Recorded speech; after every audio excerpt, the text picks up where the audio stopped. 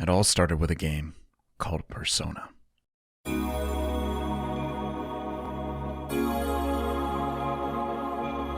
It is the fall of 1996 in Tokyo, Japan. Mr. Children's latest single, Nameless Poem, continues to top the charts. The variety show Smap Smap, with its combination of sketch comedy, cooking, and performances, is quickly turning the music group's members into national treasures. Meanwhile, cult leader Shoko Asahara is found guilty in court for his involvement in orchestrating deadly sarin gas attacks the year prior. For better or worse, the Tokyo metropolis continues to be the nation's cultural epicenter. But in this post-bubble era, the city feels tense and uncertain, as the restless youth begin rejecting rigid traditions, seeking to project a more honest and individualistic attitude. The latest trend emblematic of this new rebellious subculture has young girls dressed in oversized socks as they flock to arcades to have their pictures taken in print club booths.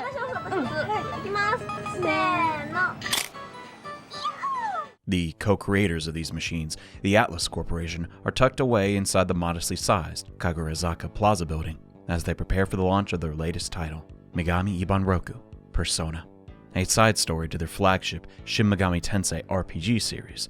The creative heads of Koji Okada and Kazuma Kaneko are taking the franchise's core mechanics of demon negotiation and fusion to a new setting on the PlayStation, trading its post-apocalyptic war between the forces of law and chaos for a smaller scope, more personal journey with its roots found in Jungian psychology. Atlus wanted to create something more approachable for the more casual fans of the PlayStation, where demons could take a back seat in the place of everyday teens facing challenges in a coming-of-age story. A game with a wider net for advertising, appealing characters in a relatable setting instead of advertising their games with men in their 50s buck naked with the worst hairline you've ever seen. It's a big departure from what the team is known for. Could this new direction both satisfy their loyal fans and attract a new audience? Or would their new spin on the Megami Tensei formula fail to catch on with this new generation of players? Seeing as you clicked on this video, you likely already know the answer. Persona will go on to become Atlus's new flagship title, dwarfing its parent series' popularity. And similarly, Persona will become overshadowed by its subsequent sequels. Much of the discussion surrounding this particular release tends to be within the context of what came after, and how dated and obtuse the first Persona is in comparison to its betters. Yeah, that's how software tends to go. But what if someone could look at this ancient relic of a game with the utmost sincerity, had the patience needed to chip away at its roughest points, read every single piece of information they get their hands on in regards to the game, and played every single version to discover the best way to play, with the intent of creating the most comprehensive video on the subject? Then maybe something interesting could be said about this 30-year-old PlayStation game. But who the heck has all the time in the world to do that?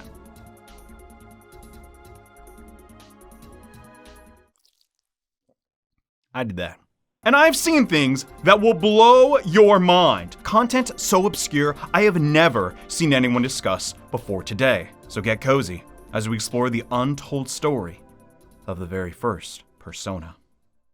Before we can review that game, we gotta quickly go over a completely different one, Shin Megami Tensei If, which fans affectionately refer to as Persona Zero, as it's sort of a prototype of Persona proper. And Persona Zero is a really good name for it, because 0 out of 10 is how I'd score it.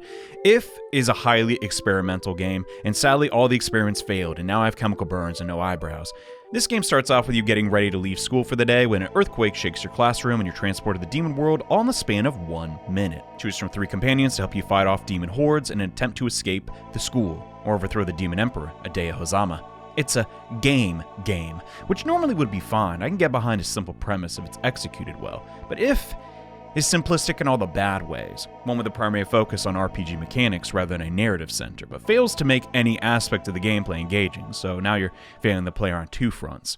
And I'm not even reviewing it with modern sensibilities. Compared to the previous 2 Shin Megami Tensei titles, it's a bare-bones asset flip with narrative events being found in only one very specific route. The bulk of the adventure has you gathering the rings of the 7 heavenly virtues found inside dungeons that embody themes of the 7 deadly sins, so you can use these rings to open a portal and escape back to the human realm. There are some fun ideas here, and I'd be a liar if I said I hated every dungeon. Some of them are actually a really good challenge that push people who are familiar with the previous Mega 10 titles. There was the Gluttony dungeon, where instead of fighting a really tough boss at the end, instead you get vored by Orcus and navigate a maze of its stomach and, fighting its tapeworms and all that crap. You have to ration your resources to reach the end, where the real boss is comparatively weak to what you've been fighting before, but you're so beaten down by everything that came prior, it's still a close call. If you can't pace yourself and practice moderation, you fail. It's a great designed obstacle that combines theme and gameplay to make a unique challenge in a franchise where nearly every single boss is just some giant demon in a room. On the other side of the spectrum, there's the infamous World of Sloth, where you have to waste time as these NPCs dig their way to the ring you need to progress. And it's seriously that simple. It's just a chore. But possibly more aggravating is the World of Envy, where you can't open your map because you're blinded by envy at the idea of your companion getting a boyfriend while you're just single with only demons to keep you company. Now, they all tell stories with their gameplay, but not every dungeon can fit into this rigid theme of an original sin, which leaves me feeling a bit mixed on If. Really, the dungeons about these dumb gimmicks end up feeling the best to play. But the mechanic most relevant to this video is the Guardian system introduced in If. In the demon world of this game, humans can't actually die. Instead, after falling in battle, a demon spirit fuses with you and brings you back to life, increasing or decreasing your stats depending on the Guardian. At first, this sounds amazing, as on death, the game just ends in previous titles, but there's a major downside. If the Guardian gauge hasn't been filled to a certain point by beating strong opponents, you get a weaker Guardian on death, as a form of punishment. This problem can quickly snowball out of control as you get weaker and weaker with no realistic way to get back to your starting point. So you enter a state of sunk cost where you could have saved more time if you just reset your game when you died. And the companion gets hit especially hard, as their new weaker demons can override actually useful spells they learned before. It's the worst kind of mechanic, one that creates more problems than it solves. But this singular idea of a demon that resides within the player character and enhances their stats would be worth revisiting in a future title. Financially, it sold less than Shin Megami Tensei 2, but given how quickly it was rushed out, that wasn't too bad. And If showed Atlus they could make something in a contemporary setting, which led to their next game, Devil Summoner, on Sega Saturn, which thanks to its grounded supernatural detective story became their best-selling game ever, despite being on an unpopular console. This relative hit gave them the confidence to try and build upon the high school setting of SMT If, and with the promising Sony PlayStation on the horizon, the crew got to work on their most ambitious scenario yet. So let's finally pop this extremely limited video game in authentic hardware and play it.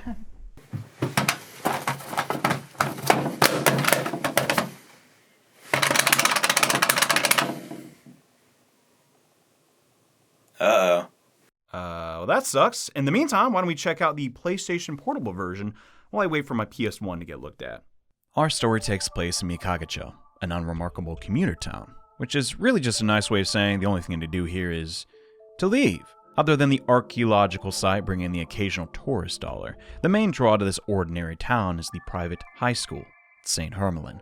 And right now, inside this very school, some students, who ought to be cleaning up for the upcoming festival, are instead taking part in an urban legend, a fortune-telling game called Persona.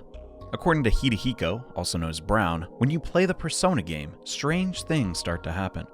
And he's so confident that it really works, he's willing to bet on the ritual's success. But for the game to function, you need 4 players.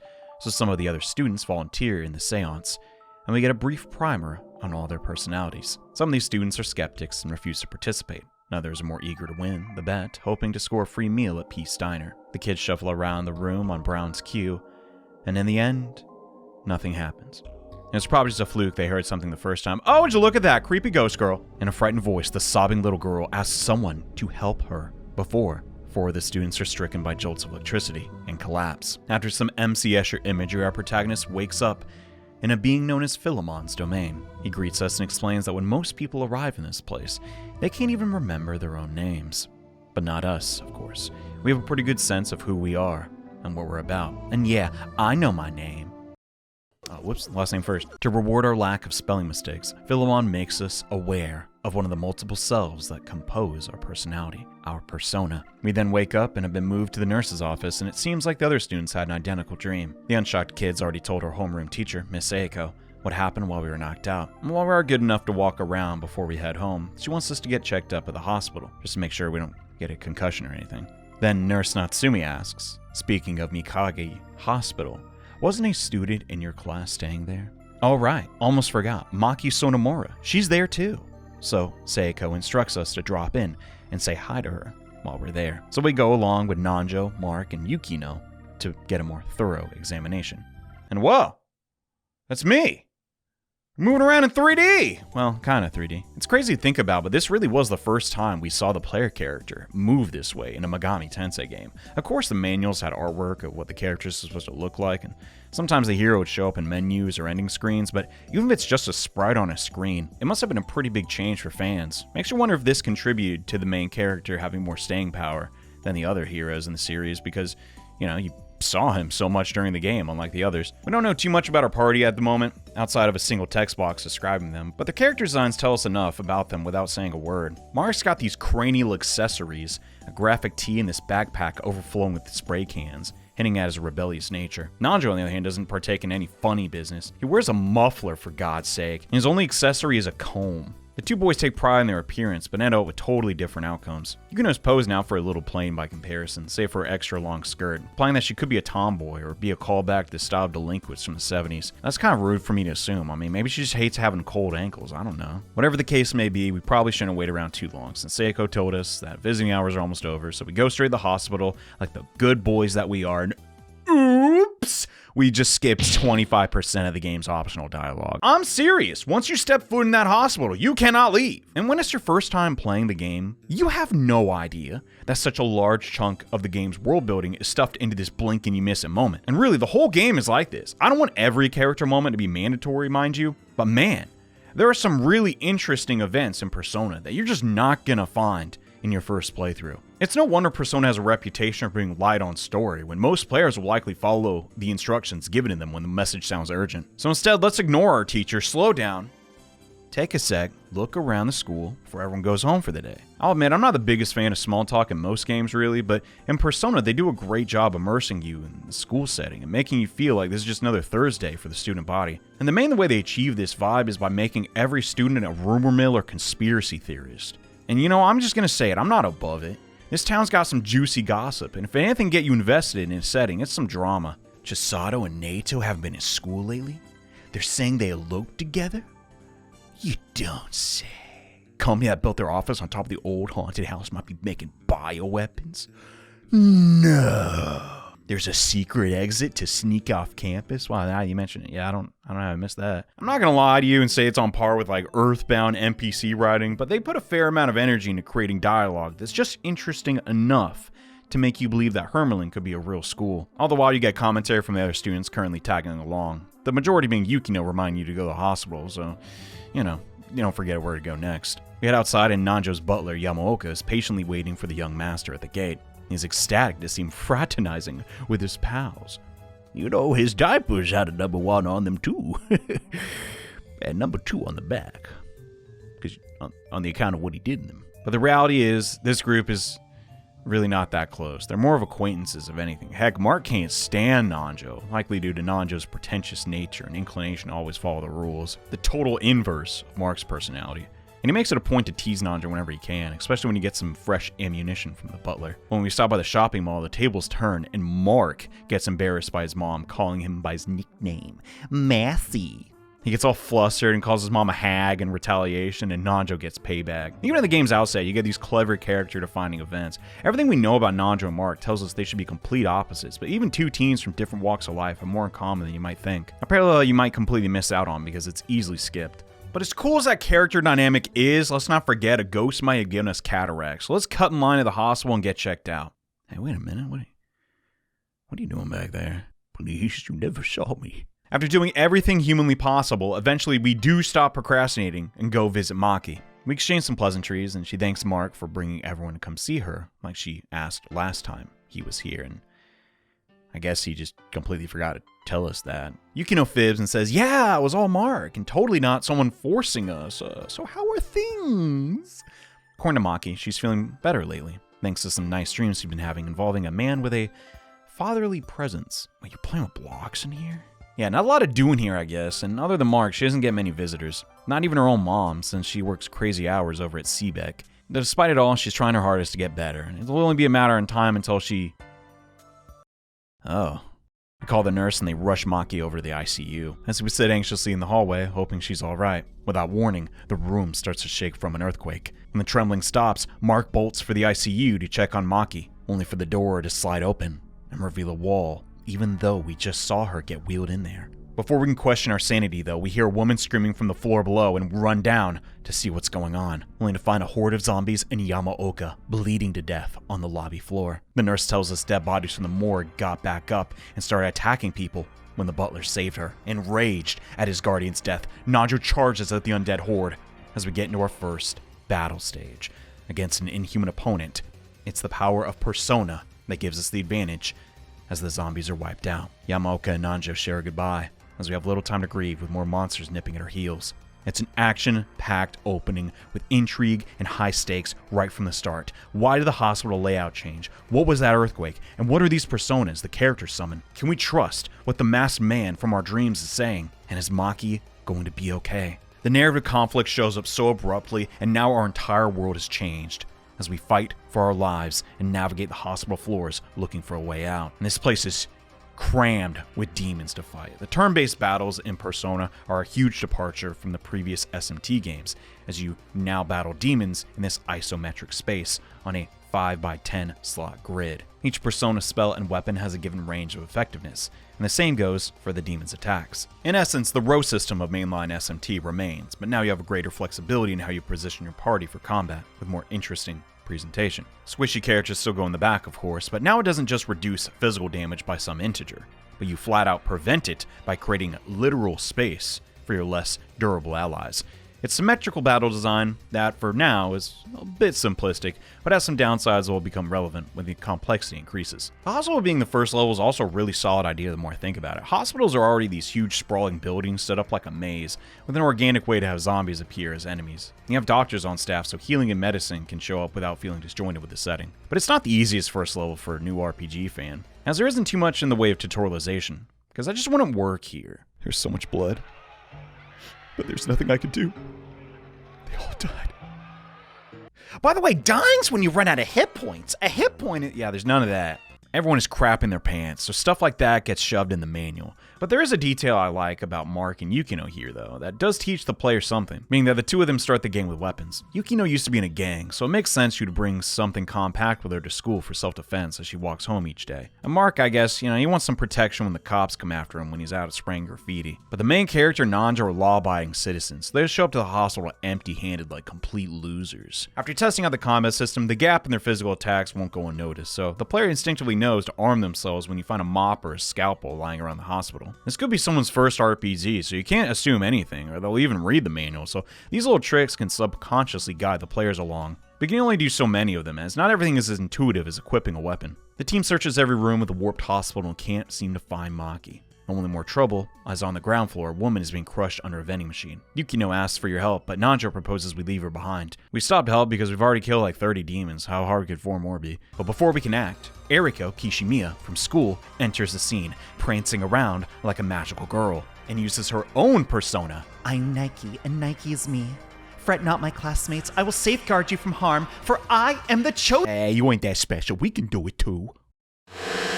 After the battle, Ellie informs the group that the entire town is wrecked.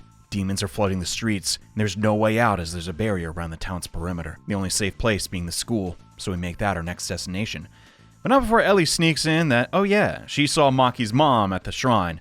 She was injured, so I imagine she ran here to find Maki or a doctor to help. But now with a party of 5 Persona summoners, we're in a good spot. We head to the mall to try some better way to protect ourselves, but most of the stores are empty or shut down. Except the pharmacy, that guy won't even close during the apocalypse. But to my shock, if you return to the clothing store Mark's mom was at, he frantically runs around, calling out for her in vain. But when he notices us, he regains his composure, trying to look unbothered, guessing she's probably back at home, switching from calling her mom back to old bat in front of his friends. Deep down, Mark is seriously concerned for his mother's safety, especially after just seeing what happened with Yamaoka. But needs to hide under a mask to keep up appearances with the group. And while we didn't find any weapons or makeshift armor to use, we did get enough supplies to make it to the other side of town to the shrine. Miss Sonomura should be around here somewhere. Oh hey, look, a butterfly. It's completely oblivious to the bleeding woman in her peripheral. Maki's mom works as a scientist and explains that her employer, Takahisa Kandori, is responsible for all this chaos. At Sebek, Miss Sonomura is working on a device called the Davis system that was intended to transport objects into outer space by bending quantum fields. But something's gone horribly wrong with it, and when she tried to flee, one of Kandori's goons shot her as she staggered to the shrine. She wants to tell the cops, but according to Ellie, they've already been eaten by zombies, so we're probably her best shot at stopping whatever it is that Seebeck is up to. So we get the security card she snuck out with, get instructed to use the rear exit inside the abandoned factory to infiltrate the headquarters. After hearing this, Nanjo and Mark, with their minds made up, march in unison to take on Kandori, leaving the main character and the girls to carry Maki's mom to school. After proving we're on a zombie to the kids at the gate, we're able to get Miss Sonomura some medical attention and have some time to check on the other students. Most of the kids at school are understandably pretty shaken about the whole demon apocalypse thing, all save for one member of the fencing club, Tamaki Uchida, who offers us a rapier she used at her last school. She doesn't like talking about what happened at her last school. But with the adults either missing, dead, or about to be, someone needs to step up, and seeing as we're the ones with the simian psychological superpowers, we're the only ones capable enough to rip Kandori's face off and save the town. It's not your traditional call to action, but it feeds into the teenage power fantasy of saving everyone as the chosen one, but in a modern environment. So with our minds made up, we get ready to leave outside the giant hole in the wall to look for Nanjo and Mark, when Maki shows up out of the blue. Yuka's as confused as we are and accuses her of being some kind of demon, as she should be in the hospital right now, but Maki says she's feeling fine. Yuka ain't buying it, until Yuko, different character by the way, admits it can't be a shapeshifter or something like that, because she has the compact around her neck Maki takes everywhere. With that cleared up, Nanjo enters from the hole behind us and reports that Mark was captured at the police station when they raided it for weapons. Maki's acting a little weird, though, having no memory of the police station, the hospital, or a renovated gym. The last one is understandable, though, as it was a recent remodel. But maybe during the earthquake she hit her head and got some amnesia. Probably not the best idea to have her fighting demons like that, but we're short-staffed at the moment. So the trio set off to the police station, but thanks to the high encounter rate, they are jumped immediately by a leprechaun, and as you might expect, the bedridden girl does not excel at hand-to-hand combat. Lucky for us, she gets a Persona 2, so she can tag along and help us get the security card back. Before that, I have to address the elephant in the room. The PSP release of Persona has been decent so far, the cutscenes look great, and I love the lack of loading screens, but there are some objectionable changes that I've yet to bring up. First up, the music. There are 22 new tracks added to the game, which normally would not be a problem, but to compensate for this, over 100 tracks have been yanked straight out of the game. There's been plenty of debate on which soundtrack is superior to the two, but I'm not even going to focus on that, because the specific tracks aren't the real problem here. It's the repetition and frequency in which these new songs appear. Take for example, if you did take the 30 minutes or so to talk to everyone at the school, the entire time you would have been hearing the song School Days 30 times. Then you head outside and it's the same exact song! School Days is not a bad track at all, but it cannot substitute over 11 different songs. On PlayStation, each store, the hospital, the nurse's office, and both of Mikagecho's malls have their own distinct themes. And you might think this was done due to hardware limitations, because the PSP has those weird, shaped discs that would squeak like a mouse after a while, but no! Turns out, fans fit the whole original soundtrack on the disc with space to spare. This wasn't even Atlus's first PSP game, so hardware experience wasn't the problem. It's likely that there was some other technical difficulty with including the original tracks that necessitated nerfing the audio. The PS1 was a fairly powerful machine when it came to sound, and with those extra audio channels, they could do fun stuff like layered Afternoon Bell with the school theme and have some ambience all playing at the same time. That they couldn't figure out or just didn't have time to figure out when it came to portable. You know that sweat drop sound effect? Yeah, that was me. I did that in post. In short, it's scuffed, and we don't really know why. Which sadly results in the most accessible version of this game having some major flaws that you can't really ignore unless you play the game muted. But even if you do that, there's still a mistake on PSP that you just can't avoid. And that's the random battles being broken on this version of the game. But the lesser known fact is this was likely not intentional. Thanks to a difference in the PS1 and PSP's clock speeds, you get into battles almost non-stop in this version of the game. And that just completely blows my mind. As if this is not the number one thing you should test in a turn-based RPG. For context, I extensively compared each version of Persona to see which had the most severe rate of battles.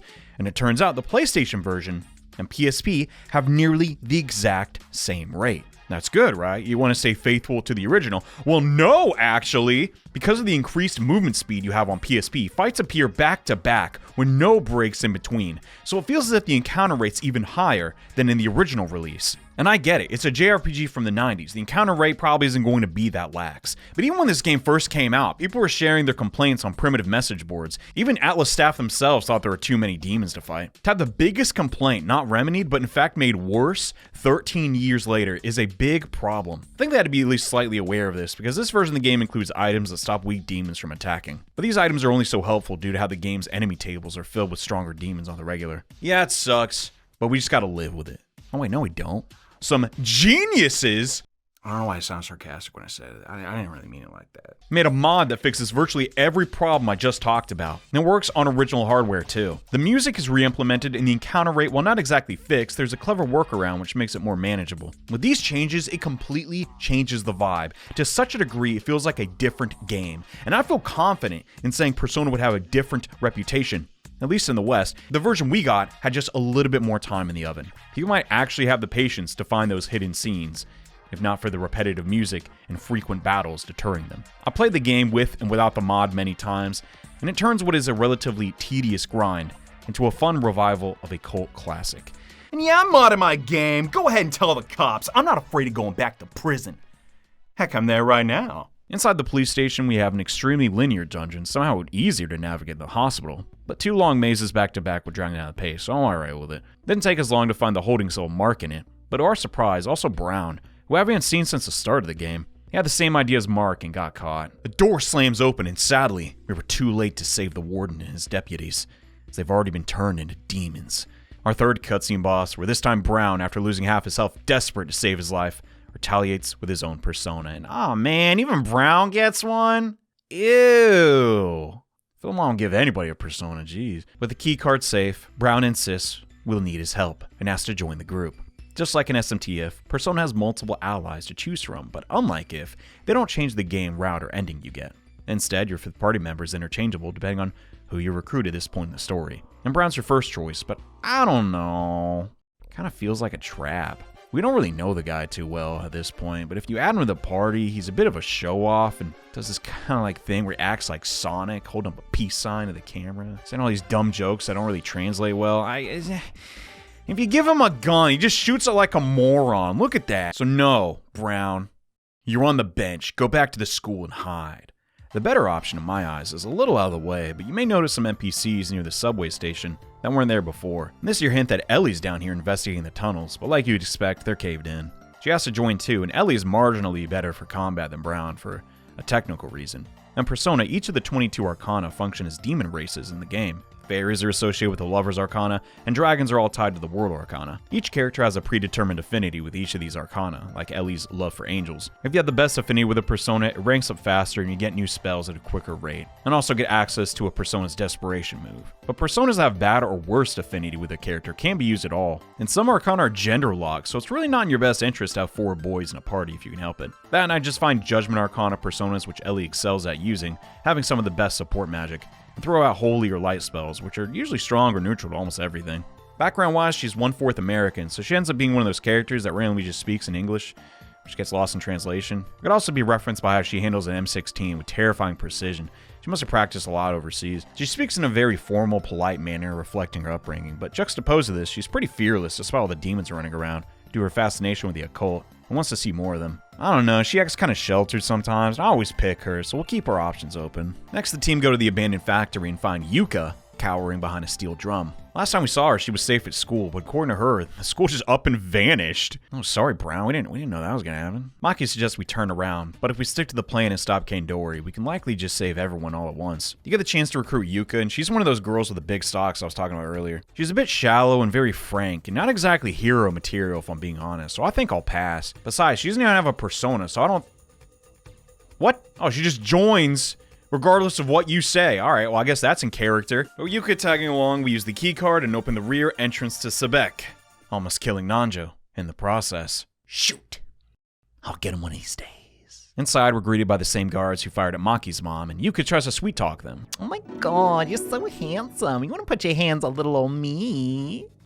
But because shooting with sunglasses is hard, Ayase dodges and claps back with her own persona, and adds 2 more guys to our body count. So if it wasn't clear, yeah, everyone who played the Persona game has the potential, even underachievers. I originally thought she was some sort of punishment for being indecisive and refusing Brown and Ellie, but she isn't too bad. Her affinity towards Magician Persona is great. Since AoE magic is the best kind to have, and Maki's sick to healing, you can act like the spellcaster of the party provided you get her some speed. But really, this whole drafting segment is splitting hairs. You can beat the game with anyone, honestly. The true benefit of picking your 5th party member is all the optional dialogue you get throughout the game, and each character's respective demon negotiation skill, which adds a bit of flavor. Here, Persona! Yeah, get ready to hear that, understand? Oh yeah, I didn't talk about demon contact yet. Well, it's not really that necessary up till now, but our personas have been maxed for a minute. We stopped learning new spells, so it wouldn't be a bad idea to get new ones before we go too deep into the next dungeon. Demon negotiation infusion is the mechanic that sets Megami Tensei apart from other RPGs, and it's my favorite system by far. But if I have to explain this crap every single time we do one of these, I'm gonna lose it. So I'm gonna do it just this once and then never again. So if someone doesn't understand how it works, just point them to this video. It's a complex and layered system, and I don't even know where to begin. Fool, pray not to me about covenants.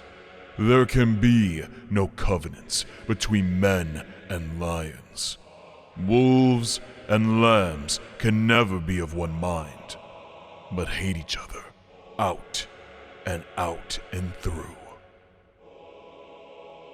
Well, turns out Achilles didn't know jack crap, because I just became best friends with a lion, a wolf, and whatever this thing is all on the same day. Basically, you just try talking to a demon, say things they'll like, and don't say things they will hate, just like a job interview or a date. But lie through your teeth enough and fork over some cash, just like a date, and the demon will swear their loyalty to you and become an ally. Take 2 different demons, combine them together to create an even stronger one, and grow your team's power. While the steps can differ from game to game, this basic feedback loop of gaining allies remains universal across the Megaten series. And while I do love it, there's some barriers for those who are just getting into the series here. Demons are understandably the enemy, and consistently recruiting them isn't realistic, as they're unpredictable monsters, right? So it makes sense that each attempt at conversation can yield different results. Even when you choose the same dialogue options multiple times, you can go entire grinding sessions repeatedly asking the same demon to join you, and have it never happen once. Logically, the stronger the demon, the more it will take for it to relinquish its independence. But this aspect can get pretty tiring when even the level 2 pipsqueak at the start of the game starts giving you lip and just won't join you. While it isn't the most intuitive or welcoming mechanic, the interpersonal aspect of turning foe to friend makes growing your party a more personal and custom experience. 2 players will recruit and fuse wildly different demons depending on their luck and negotiation, and this results in them forming divergent strategies as they progress through the game's challenges, so no 2 playthroughs share a roster. But other than the reward of getting stronger, demon negotiation has a secondary purpose, making you lol. Demon dialogue often rivals the base game's script in length, and just talking to them and seeing what they have to say is well worth the risk of them getting mad at you and attacking. Especially so in Persona, since the new sprites add never-before-seen depth to the fan-favorite demons. On Super Nintendo, animations were limited to a bob or the occasional wink, but now they have all these custom attack animations, they dance around, and are so expressive. Not to mention you can hear them. Well, they still speak in Japanese, but it must have been novel to have enemies go from being completely mute to saying, which in English is the equivalent of hearing, "Oh, fuck. I can't believe you've done this." So you actually want to go out of your way and talk to every demon you can find, now more than ever. Persona's version of the talk command is modified a bit, renamed to Demon Contact, but the core idea is just the same. Now you select a demon and are given some traits to help you assess its personality instead of relying on the demon's appearance or alignment. Do these tips help at all? No, not really. But it could help someone out there formulate a clue as to which response a demon will like. In the top left corner, you have the mood display. Make them mad, the square becomes more red, and they attack. Fill the blue gauge, and they'll cry or flee. But the most desirable and elusive is the eager status, in which the demon will hand over its spell card. Instead of recruiting the demon themselves, in Persona you get its business card and call them up for fusion later on. Each of the characters in your party can chime in with a command, but it can be difficult even with the assistance of the demon's mood to choose the right phrase to reach the eager condition. Does a gloomy demon want to laugh, or would they rather stay the way that they are? It feels completely arbitrary, and while there is some consistency, like Angels being a little too enthusiastic about massaging a teenage girl's chest muscles. Why don't you have a seat over here? So what are you planning on doing here tonight? For the majority of demons, this mechanic feels random, and that's because it is. Well, partially anyway. The only true random element at play is the moon phase, ever so slightly adjusting the demon's starting mood and behavior when you perform a command. But once you find a demon's magic phrase that it likes, you can consistently gain spell cards after 1 or 2 attempts. The issue then lies in the fact that between your 5 party members, there are 4 commands. which means with the best odds you have a 5% chance to get a spell card on the first try. Except no you don't, because the preferred command might not give eager points right away, and instead fill up the anger gauge or happy gauge, and now you have no clue what it wants, and would choose commands at random till you find one that makes it eager. But if I'm playing literal devil's advocate, you want a demon's behavior and desires to be unpredictable, so they stay in character as threats. If they became too easy to recruit, the players might not fight any battles at all and go into zones they're too underleveled for. Keep this in mind for later. But even with all these cons, Demon Contact feels marginally better than SMT's Demon Talk system. Because when you find the right command like dance, bribe, or cringe, that demon is effectively solved, beaten for good, provided you write down the winning combo. As once a demon spell card is yours, it becomes instantly docile once you talk to it a single time. This system is almost great, but its Achilles heel is the chance that you can say the right thing at the wrong time and have no feedback you had the right answer. The only way to get around this is to physically write down each mood's preferred contact option, as these are shared across all demons. This isn't something you're likely to learn intuitively, because again, moon phase makes the demons crazy, but it's technically a possibility. A solution to fix this, if you wanted to maintain contact's randomness, is to give some points to eager, but more points to anger if you're on a bad moon cycle. So the player has some visual response that what they did worked, just not this time, and they should try the same demon again in another encounter. It might sound like I dislike this system, but the funny thing is, as flawed as this revision was, it's still substantially more enjoyable than SMT or Devil Summoner's negotiations. If you take good notes, re-recruiting demons you previously fused is actually possible in this one, resulting in more player experimentation, as opposed to ignoring demons because recruiting a variety is too big of a hassle. But we got some spell cards now, which means we can finally get into the blue room at the mall. Inside, the party meet Igor, this game's version of a guy who sits in a room and fuses stuff. He works under Philemon and will explain how Persona fusion works, and good god, there's a lot to read. Moon phases, Persona affinity, unknown power, skill inheritance, conditions, fusion accidents, releasing. Dude, nobody's gonna read this crap. But the good news is you don't really have to, because you don't really have to use any of this to beat the game. It just sort of sits in the background. The only readily apparent change in the fusion formula is the addition of item fusion, which is something we can actually wrap our head around. Before you fuse, you tell Igor to add an item to the mix, and you get some stat boosts for the persona. Weapons increase the persona's attack stat, armor increases the defense stat. If you find an item that casts a spell on use, you can instead fuse them with a persona to add that spell to a persona's moveset, getting more mileage out of it. With new personas and our party size back up to 5, the holes in Persona's grid system starting to become a lot more apparent now. Initially, the grid system seemed promising, and even after all these playthroughs, I still believe there are bones of a great battle system here. But 99% of the time, wide-range spells are the best spells regardless of element, as hitting demons' weaknesses isn't really necessary to win here. Typically, I opt to just dump as much damage on the board as I can, regardless if it's effective or not. As most fights here are against 4 to 6 enemies, you just save more time in the long run if you go wide with your spells, and just mop up whatever's left on turn 2. Physical attacks from Personas sadly have all the cons and none of the pros inside the confines of this grid, as the strict positioning requirements of being in the front row, a place with limited real estate, makes them the less desirable choice. And you frequently have to swap around your party members because the enemy flat out refuses to move, so you are forced to accommodate them, which means more turns are spent shuffling your team around. Yeah, I need to get by here. Can I just squeeze in there? Oh, thank you. Woo! It'd be one thing if physical attacks were substantially stronger than spells or crits hit especially hard to compensate for the range requirements, but that's just not the case here, leading them to feel mostly redundant. If you encounter a demon that you can't kill with spells, hitting the auto physical button is easier and faster than repositioning to use spin kick. But really, who cares about personas anyway? We don't even need them. Dude, we got guns. Unlike previous games in the series, we don't have to spend a fortune on ammo because it's unlimited. Equip a set of bullets once and you can spray and pray to your heart's content. Making guns an attractive option when dealing with random fights, as they don't eat up any resources and you dish out good damage, better than weapons. So if you're feeling particularly lazy, just hit the auto gun command and the encounter will just sort itself out. Unless you're fighting a ghost. I guess the bullets just phase through them and bounce off the walls. Each character has their preferred gun type that suits their personality. Mark wants to get up all close and personal, so he gets the shotgun. But Nacho's got glasses, and he's a little more tactical, so he goes for the sniper rifle. That can hit from any distance, with the trade-off being its damage is pretty underwhelming. But the real winner is Brown and the main character's SMGs, which hit a ton and don't have any real downsides. Outside of the mechanical strength, there's just something so amusing about 5 kids storming a power company's office building with weapons they barely know how to use, and beating grown adults with them in firefights. Really plays into that adolescent power fantasy, you know? But to get inside Seebeck proper, we have to clear out the loading bay, which has you searching for 2 switches on the west wall or you can't progress. These shipping containers create a diegetic maze, but once you step inside the office, you quickly discover that Japan's city planning is completely screwed up. Look at all this crap. Who made this? The Soviets? For once, the nonsensical layouts of your average Atlas maze have an in-universe explanation. According to Seebeck employees, the machine inside the facility is friendly fire turned on and screwed up their office, explaining what happened at the hospital. The amount of dead ends and the complexity of the labyrinths only shoot up from here, so you spend a lot of time in the mazes of Persona. And I'm sure the developers use plenty of energy making these tile sets look sharp and authentic to a 90s high-rise, but if I'm being honest, I don't even look at the maze half the time, because the minimap gives me all the information I need, and if anything, you're at a disadvantage if you don't use it, as when you turn corners, you can get more intel on what's up ahead. But there aren't any true puzzles or obstacles to speak of yet, so it's fine. Your only real hurdle here are a few of the standout demons, namely Moshovu, who use Binal Strike, sacrificing themselves but dealing huge damage to everyone else. So they're kill on sight. And the deadliest demon of all, man, just regular humans.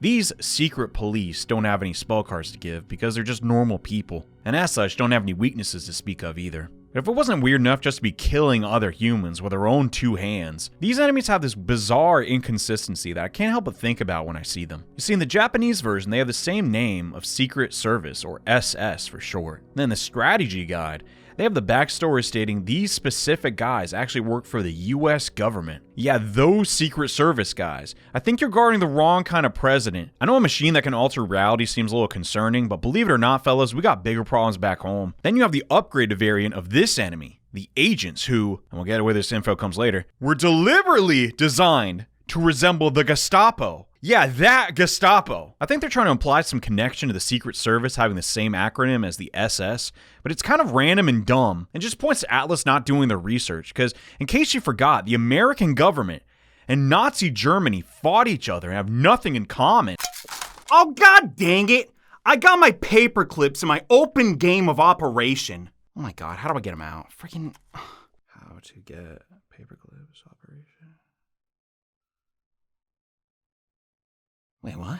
Oh hey, we made it to Kandori's office. And when we make our entrance, his underling, Takeda, isn't shocked to see more kids showing up, implying someone got here before we did. Nanjo's the first to scold Kandori, name-dropping one of his superiors, while Kandori patronizes him, referencing his mom and butler, hinting at the 2 of them having crossed paths before this incident, and reminding Nanjo that Kandori's actions result in Yamaoka's death. Neither side willing to negotiate, the only way to settle things is with a fight. Nanjo without hesitation goes straight for Kandori but fails to land the spell, while Kandori fires back with a persona of his own, hitting the party and fleeing, leaving the player at a small disadvantage in our first real boss fight against Takeda and his minions with the questionable attire. Takeda is also a Persona user. Wait, does that mean they play the Persona game? What would that look like? But he hardly uses it. If anything, this fight is just a check to see if you understand that AoE magic is good in fights with multiple targets, as this is the rare fight where guns don't really do anything to the boss. But if you have magic, which you start the game with, so yeah, you do, you win, and the chase for Kandori resumes. Behind a hidden passage and down the elevator, we reach Seebeck's basement floor, where the Davis system is being held, and something must be going wrong since the alarms are blaring and some of the lights are out in this room. I always have a hard time with these kind of puzzles. They show up in older titles too, but at least the ones in Persona PSP are kind enough to show which tiles you've recently stepped on, easing much of the frustration, but something about just ramming your head into walls really kills the momentum. Inside the massive Davis system room, we see the head of the research team, Dr. Nikolai, pleading with Kandori to stop the machine, saying it's not too late to repent, as he reveals Kandori put a child inside the machine and likely killed them. But Kandori doesn't see it that way, as one kid's life hardly matters in the grand scheme of his ambition. We corner the 2, and seeing no way out, Kandori grabs Nikolai and jumps into the same machine that just killed someone. Interesting strategy. Then it starts going haywire. We hear their screams reverberate from inside the system's plating. Realizing his work could bring about the end of the material world, conspire to kill Kandori, and tells the rest of us to get out while we can. But the team is mixed, seeing it a shame for Nikolai to die. Mark wants to save the scientist, and besides, he wants to kill Kandori himself. Ellie thinks about Nikolai's loved ones, while Nanjo believes listening to Nikolai and letting him die is the best choice. Brown backs him up because he just wants to get out of there. And Yuka, well, she doesn't know what to think, shirks the decision of the player. Frozen with indecision, Maki breaks the silence by telling the main character that the blue button increases the output, and the red button stops the machine. Guess engineering runs in the family. So the choice is yours. Kill them both, or stop the madness and risk a fight with Kandori and his persona. We slam the red button, but the machine doesn't stop. Instead, a bright flash fills the room, and a little girl in a black dress spawns in front of the machine's door. Furious that we try to hurt her daddy, Kendori, having miraculously survived the ordeal due to the girl's appearance, requests to be brought to her world. And before we know it, we're whisked away from Sebek and taken back to the school. Landing on the hard floors of the school gym, we come to our senses and realize Kendori got away. But something's off about the gym since the last time we saw it. Before we can inquire, a student rushes in and informs Maki that Yosuke got hurt, and the culprit was the girl in black, so she rushes off to see him. As we look around the many classrooms of St. Hermelin in search of Maki, we come across some inconsistencies, like the ballet club members changing behind the stage. They have a perfectly good club room for that exact purpose. They patched up the hole in the wall despite the school's lack of mortar and trowels, and overall, despite being under siege of a demon attack, the faculty and students seem to be in a great mood, except for Miss Ayako, who won't say a word to us. After some searching, we locate Maki in classroom 2-5, with Yosuke Neto, who we haven't seen in school in 2 months. With everyone here, we finally get a grasp on the situation, and learn from Yosuke's testimony that we haven't traveled back in time, but to a completely different dimension. Yosuke is from our original world, and went to a class at our St. Hermelin. But this school, and this Maki, are from a similar Mikagacho, with some changes that aren't noticeable without taking a closer look. Games in particular are a medium where this kind of bizarro world storytelling excels. This type of atmosphere can work in a book, but slightly tweaking and altering a space you've previously explored plays with the player's memory and expectations. I almost wish they pushed this scene to a later portion so you could explore the city yourself and notice that the police station's gone. Instead, the convenience store just sells guns and swords to defend the city from demons. Whichever incident causes butterfly effect in this timeline to form the way it did, we'll never know, but for now, we got an explanation of Maki's swift recovery and change in temperament. She didn't forget what a police station is. They just don't have those in her timeline. Of course, the other Maki had some suspicions when things didn't match up with her reality, but from her perspective, she just dozed off in class one day and woke up in another timeline, then saw her classmates and just went along with her group to save Mark. It's a big step up in the storytelling for Megaten, and it's around this point where I started to get really invested in Persona. Oh, but look out, that evil little girl's back at school to finish the job! Yosuke, quick, hide under the desk! Because we can't get out, and the whole school's been swapped around to make our next dungeon. After so much time exploring the halls, you did explore the school, right? The music swaps to what the player knows to this indistinct drone, and it's a real bummer and sells how terrified the students are this toddler keeps showing up just to murder them. Despite the familiar location though, this dungeon has a giant jump in difficulty, the largest in the whole game thanks to the new enemy table. You have 12 tiles to reach the next save spot, and it sounds easy enough, but even with the level you got from the recent boss, you're going to get 3 encounters here that will likely kill you if you misplay, taking you all the way back to before the Takeda boss fight. And it's completely reasonable to skip heading to the nurse's office to save, as it's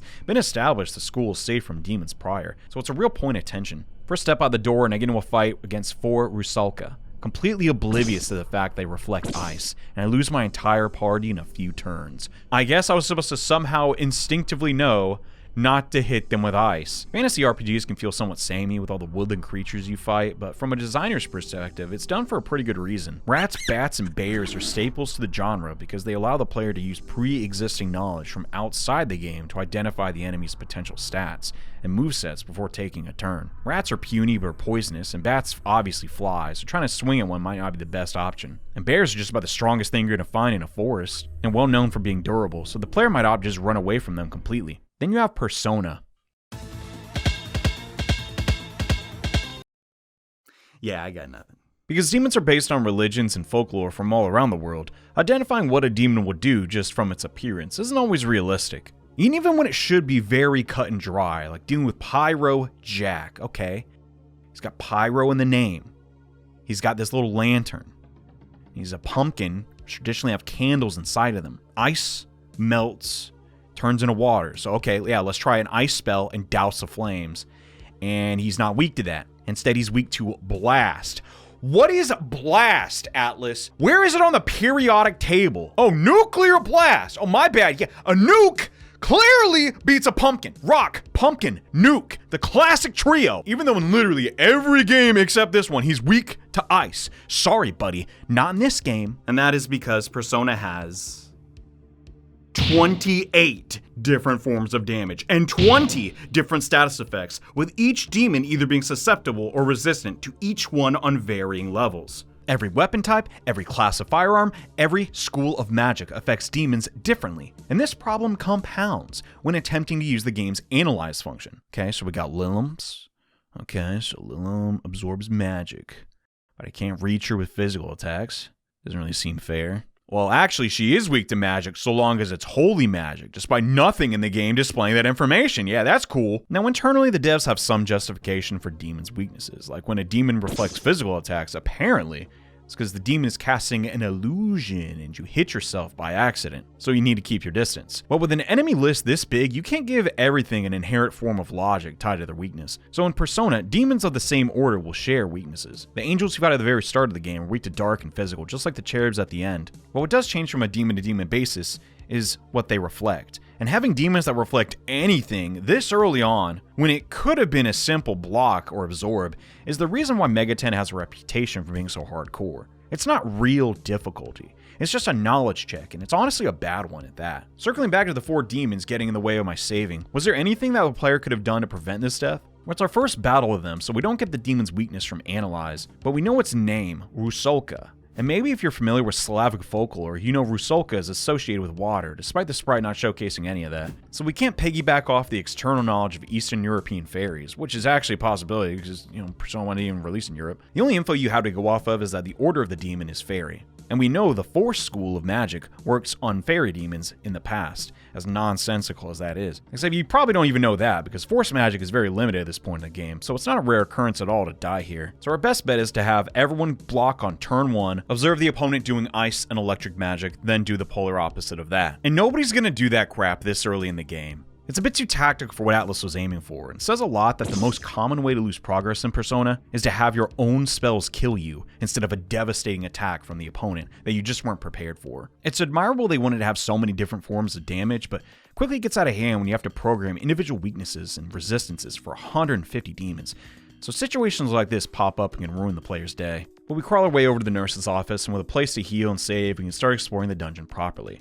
And I actually like this one. The main obstacle, like any maze, is keeping your sense of direction, but instead of having multiple floors to climb, the maze is segmented into these 3 main chunks that all appear similar. After exploring the comparatively massive Seebeck HQ, it's good the follow-up is an easier navigation challenge, so they don't burn out and the game keeps up the pattern of small dungeon followed by large dungeon to the very end. And while this dungeon doesn't really tell a story with its layout, it gives us a tease of mechanics to come, namely connecting walls not appearing on our map, and a harmless pitfall in this comparatively simple layout, before they show up as a proper obstacle in later dungeons. Halfway through the labyrinth, we enter the classroom and see a student protecting another from a demon. The transfer student, Reiji Kido, beating down an ogre with his persona. The group concludes that Reiji was the kid Kandori used as a guinea pig, but Nanjo can't wrap his head around why he'd go after Seebeck in the first place. He says a kid in white brought him to this place, but neglects to elaborate on his involvement with Kandori.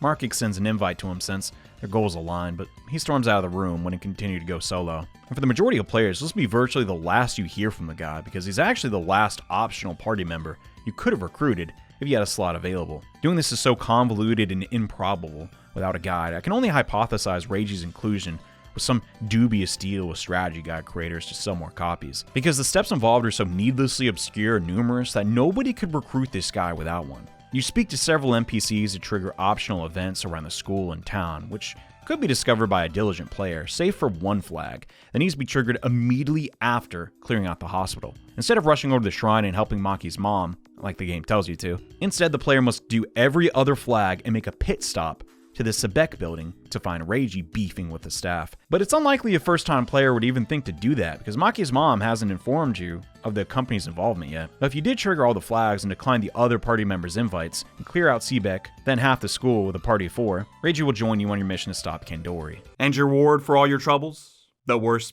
character in the entire game. Oh, he's bad! Reiji's gimmick is that he uses personas of the Death and Devil Arcana, and shuns basically everything else, limiting his options. And the personas he can use tend to favor dark magic, which are really only helpful against angels, and they shatter if they even get so much as a whiff of gunpowder. It's a slap in the face, but choosing him over the other 3 does flesh out the main story a bit. So even if he's not the most helpful in battle, he does give you something for all your trouble. At the end of the dungeon, we find the girl in black inside the courtyard, and Maki threatens her with a spanking if she doesn't morph the school back to normal. The little girl whose name is actually Aki, and we just learned this fact unprompted between lines because in this version she isn't talking the third person, isn't in the mood for negotiations just like her daddy, and after calling Maki flat-chested, summons a giant mechanical rat for us to fight. Tesso isn't too big of a step up from Takeda. The animations of this guy are pretty good though. He's got this little Gatling gun, he does this little bite move, and this little thing that just wipes the entire party. Oh, the only real threat Tesso has is this nuclear attack, which may wipe your entire party, as the spike in damage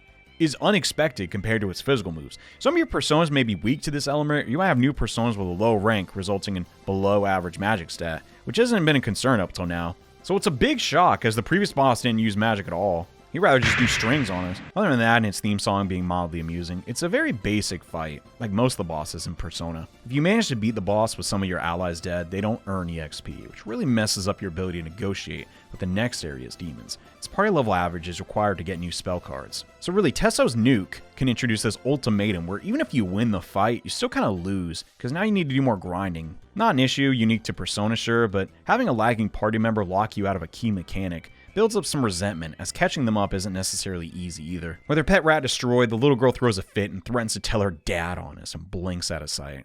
With her gone, the school changes back to normal. Well, not completely normal. Masako's still bummed out, and there's this Kubrick monolith in the library now that just happened to appear when the school transformed. Yosuke and the student Satomu, an occult enthusiast, have been looking into the parallel world phenomena. He lets us know he heard the name Kandori from a suited figure at the shrine nearby, so we check that for ourselves and discover that Philemon is in this dimension too. He rudely points us in the right direction, to go to the east side of town to stop Kandori before he acquires something.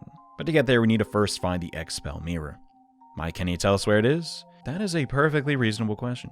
And it's the only moment in the game I can think of where the next objective isn't spoon-fed to you, but seeing as you only have half the town to explore, it's only a matter of time before you take a peek inside the museum. Before we can nab it, a projection of a little girl pleads with us not to steal from the museum. So do we disobey Philemon? Can he even be trusted? Are we doing something wrong? Who is this little girl? And the most important question of all, whose testicles are these? oh, it's the naked guy in the subway whose excessive angular hydrosis is producing such a fetid stench, it's impossible to get close to him without the mirror, which upon seeing his own hideous, sweltering form, the spawn of an old god grasps the concept of original sin for the first time in its unnatural life and experiences shame. So he finally closes his legs and we can challenge him.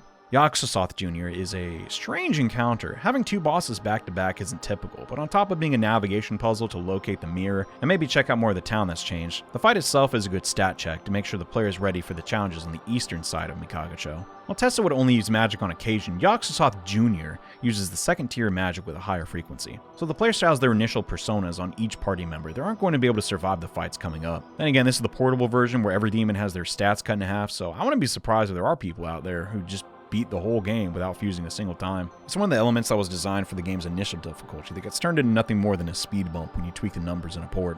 After its defeat, the little girl spawns in out of thin air and taunts the group again, letting us know the other side of town is where she lives. And we better get ready, because she plans to trap us, and we keep going, and leaving the subway, we see the other half of town, and God, Aki turned it into Detroit. And just like Michigan, all the roads are ruined, so we have to step inside the mall to progress. And once we enter, we can't get out. Welcome to the black market. It doesn't take long for the game to show you how twisted this side of Mikagacho really is. There isn't just one, but two signs advertising alcoholic beverages. And oh my God, they graffitied the diner. And the doctor here? I'm not even going to say what the doctor did to us. I only have myself to blame. The signs were all there. No person worth trusting has a love is drug welcome mat. Just about every local here would talk about this so-called harem queen who runs the market. She's a trendsetter, and the latest fad is attaching fake moles to yourself to mimic her and curry favor. In search of a way out, we head inside the diner turned bar, filled with dodgy characters playing cards and people drinking their sorrows away, as they can't leave the market either. With Mark's patience running thin, we decide to pay the queen a visit and see if we can't change her mind as we enter dungeon number 6, the Kama Palace, sharing its namesake with the Hindu god of deep, carnal love. Okay. The palace isn't affectionate at all. In fact, this place is a complete nightmare to navigate. I've made my share of cheeky comments about every dungeon, but so far they've all been inoffensive and straightforward compared to Mega 10 mazes of the past. But this spike here is just obnoxious. It's 10 floors of tedium and non-stop dead ends, and I don't like it. First off, on floor 2, you have 2 paths to choose from. The left takes you to multiple branching paths, which all lead to dead ends as you fall deeper and deeper, resulting in nothing to show for it. And the right path takes you to the elevator, which you'll need to reach the harem queen, your current objective. Then guess correctly on a 50-50 fork in the road to end up in one of the palace's galleries. And Maki notices it's one of Chisato's pieces, hinting towards her being held captive in this palace too. Man, I just can't even be bothered to care. because the layout of this place is testing my patience. I can understand failing one 50-50 split, but this stupid place has you doing 3 more of them just to progress the main story. But the only feedback you're on the right track being these stupid shirtless gits saying, "Oh hi, welcome back, I haven't seen you since the last fall." Listen here, you fop. Don't even think about looking my cardinal direction, and don't you dare talk to me, or I'll fold you like a lawn chair!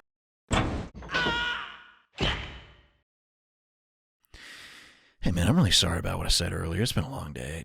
Can I get some directions? Now, I know mazes need obstacles to be interesting, as without them, your labyrinths are just hallways like any texture or pushback outside of random encounters. Teleporters, dark rooms, dead ends, while often annoying, do serve a purpose and check a player's spatial memory and keep them engaged. But I draw the line at this Monty Hall problem level design. It sucked back then and it sucks now. One of the paths could have been extended a tile to differentiate it from the other, and then have an NPC give a hint that the longer path being the correct choice. It doesn't have to be that direct, but it's an easy way for attentive players to intuitively solve a navigation puzzle and feel rewarded for exploring. But as it is currently, it's just a test of blind luck. I don't want you to get the wrong idea that I'm someone who can't appreciate old games or dungeon crawlers, because I actually played every blobber I could get my hands on to get ready for this review. I got really into it actually, drawing the maps to get a better idea what the designer's intentions were. Heck, I even designed a few of my own. This one was way too hard though, I don't think anybody could beat it. And the conclusion I came to is that the root of all of these problems is wizardry.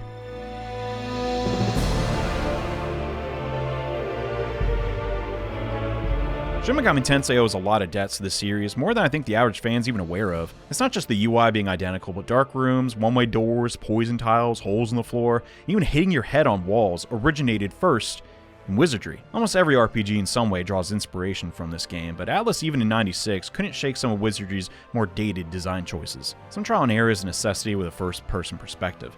Not having the technology or desire to display hazards on the terrain, the designers became severely limited, resulting in more cheap tricks than I'd like to see. But I don't want to focus too much on what isn't in the game. But this particular obstacle was already out of fashion well before Persona was released, and wasn't helping to make Mega 10 more approachable to newcomers. Other than all the holes in the floor, you're still fighting demons down here, but they just aren't as threatening as they used to be, if you've been saving your money. At the Black Market Pharmacist, you can purchase an item which, when used, heals your party completely. And with Persona Fusion, you can pass a skill onto a new persona and use it repeatedly. So the game's balance is non-existent at this point. And this isn't even some obscure technique. Igor asks you every time, "Would you like to use an item?" You would have to royally screw up a combat encounter for the enemy to wipe you out. And it's next to impossible for them to rip through 5 of your party members who can heal each other completely each turn. So random battles are really now just a test of your patience. Because as long as you have a pulse, you're not going to lose to them. But even without doing this, their AI is so horrible, they're just begging to die. Look at this guy. He really just sat here and wasted his turn healing a status that I didn't even use on him. What a maroon! Well, like most RPGs, status effects are rarely useful for you, but can really ruin your day if the enemy lands them on you. Oh my god. Stop. Cut it out. Why are you quacking like a duck? You're a falcon! Other than the birds locking you out of the game, I can't think of any theme or story they're trying to tell with the enemy selection. The only vague archetype they share is that there's some chaos-aligned feminine demons. Maybe they caught the whiff of a freshly waxed chest and came running. There's some toilets, some harpies, this dancing chick. I bet she's a blast at parties. And wait, Carrie? Like Stephen King? She was just a normal schoolgirl. What did that look like? Wait, you're the same age as us. Are you stuck down here too? Dude, what is your problem? Look at her, she doesn't even care. Hands behind her head. Did I do something bad? I'm done with her. Yuka's Bloodlust is actually becoming a bit of an issue. The way Persona calculates character and Persona EXP is by who does the most damage in fights. And because Ayase does so much damage so quickly, she steals most of the XP from each battle, resulting in everyone else falling behind and limiting the ability to equip new personas, and hindering our negotiation abilities too.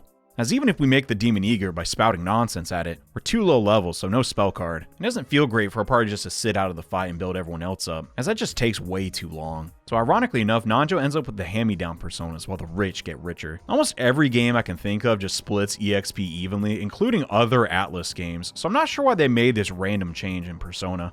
It just serves to create more problems with no tangible benefits. I'm not even critiquing the difficulty or anything, but summoning personas and seeing the funny little animations they do is half the fun of the experience. And when I can't do that because this gal is too good at killing, you're missing out on the whole point of the game. Oh hey, we're here.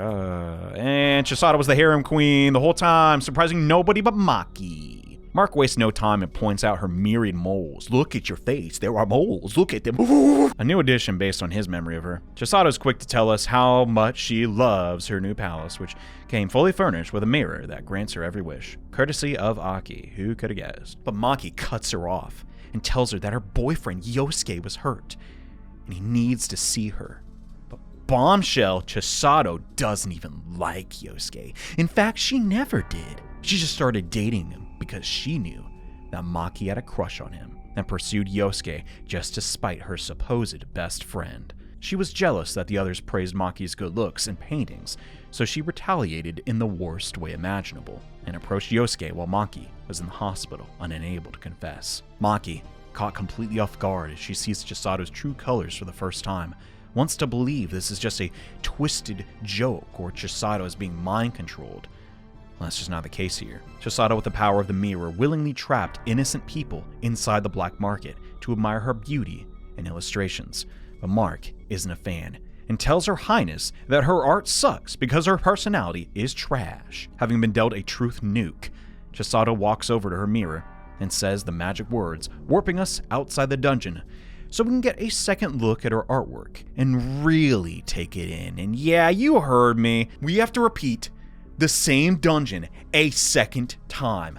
I sure hope you remembered which of the 50-50 doors is the right answer. And this isn't some kind of Dungeon Man scenario where it's a dumb joke, but it's over in like a minute, you know? We have to navigate all that crap again for seemingly no reason. But hey, on the bright side, it gets you in the right headspace to really hate Chisato.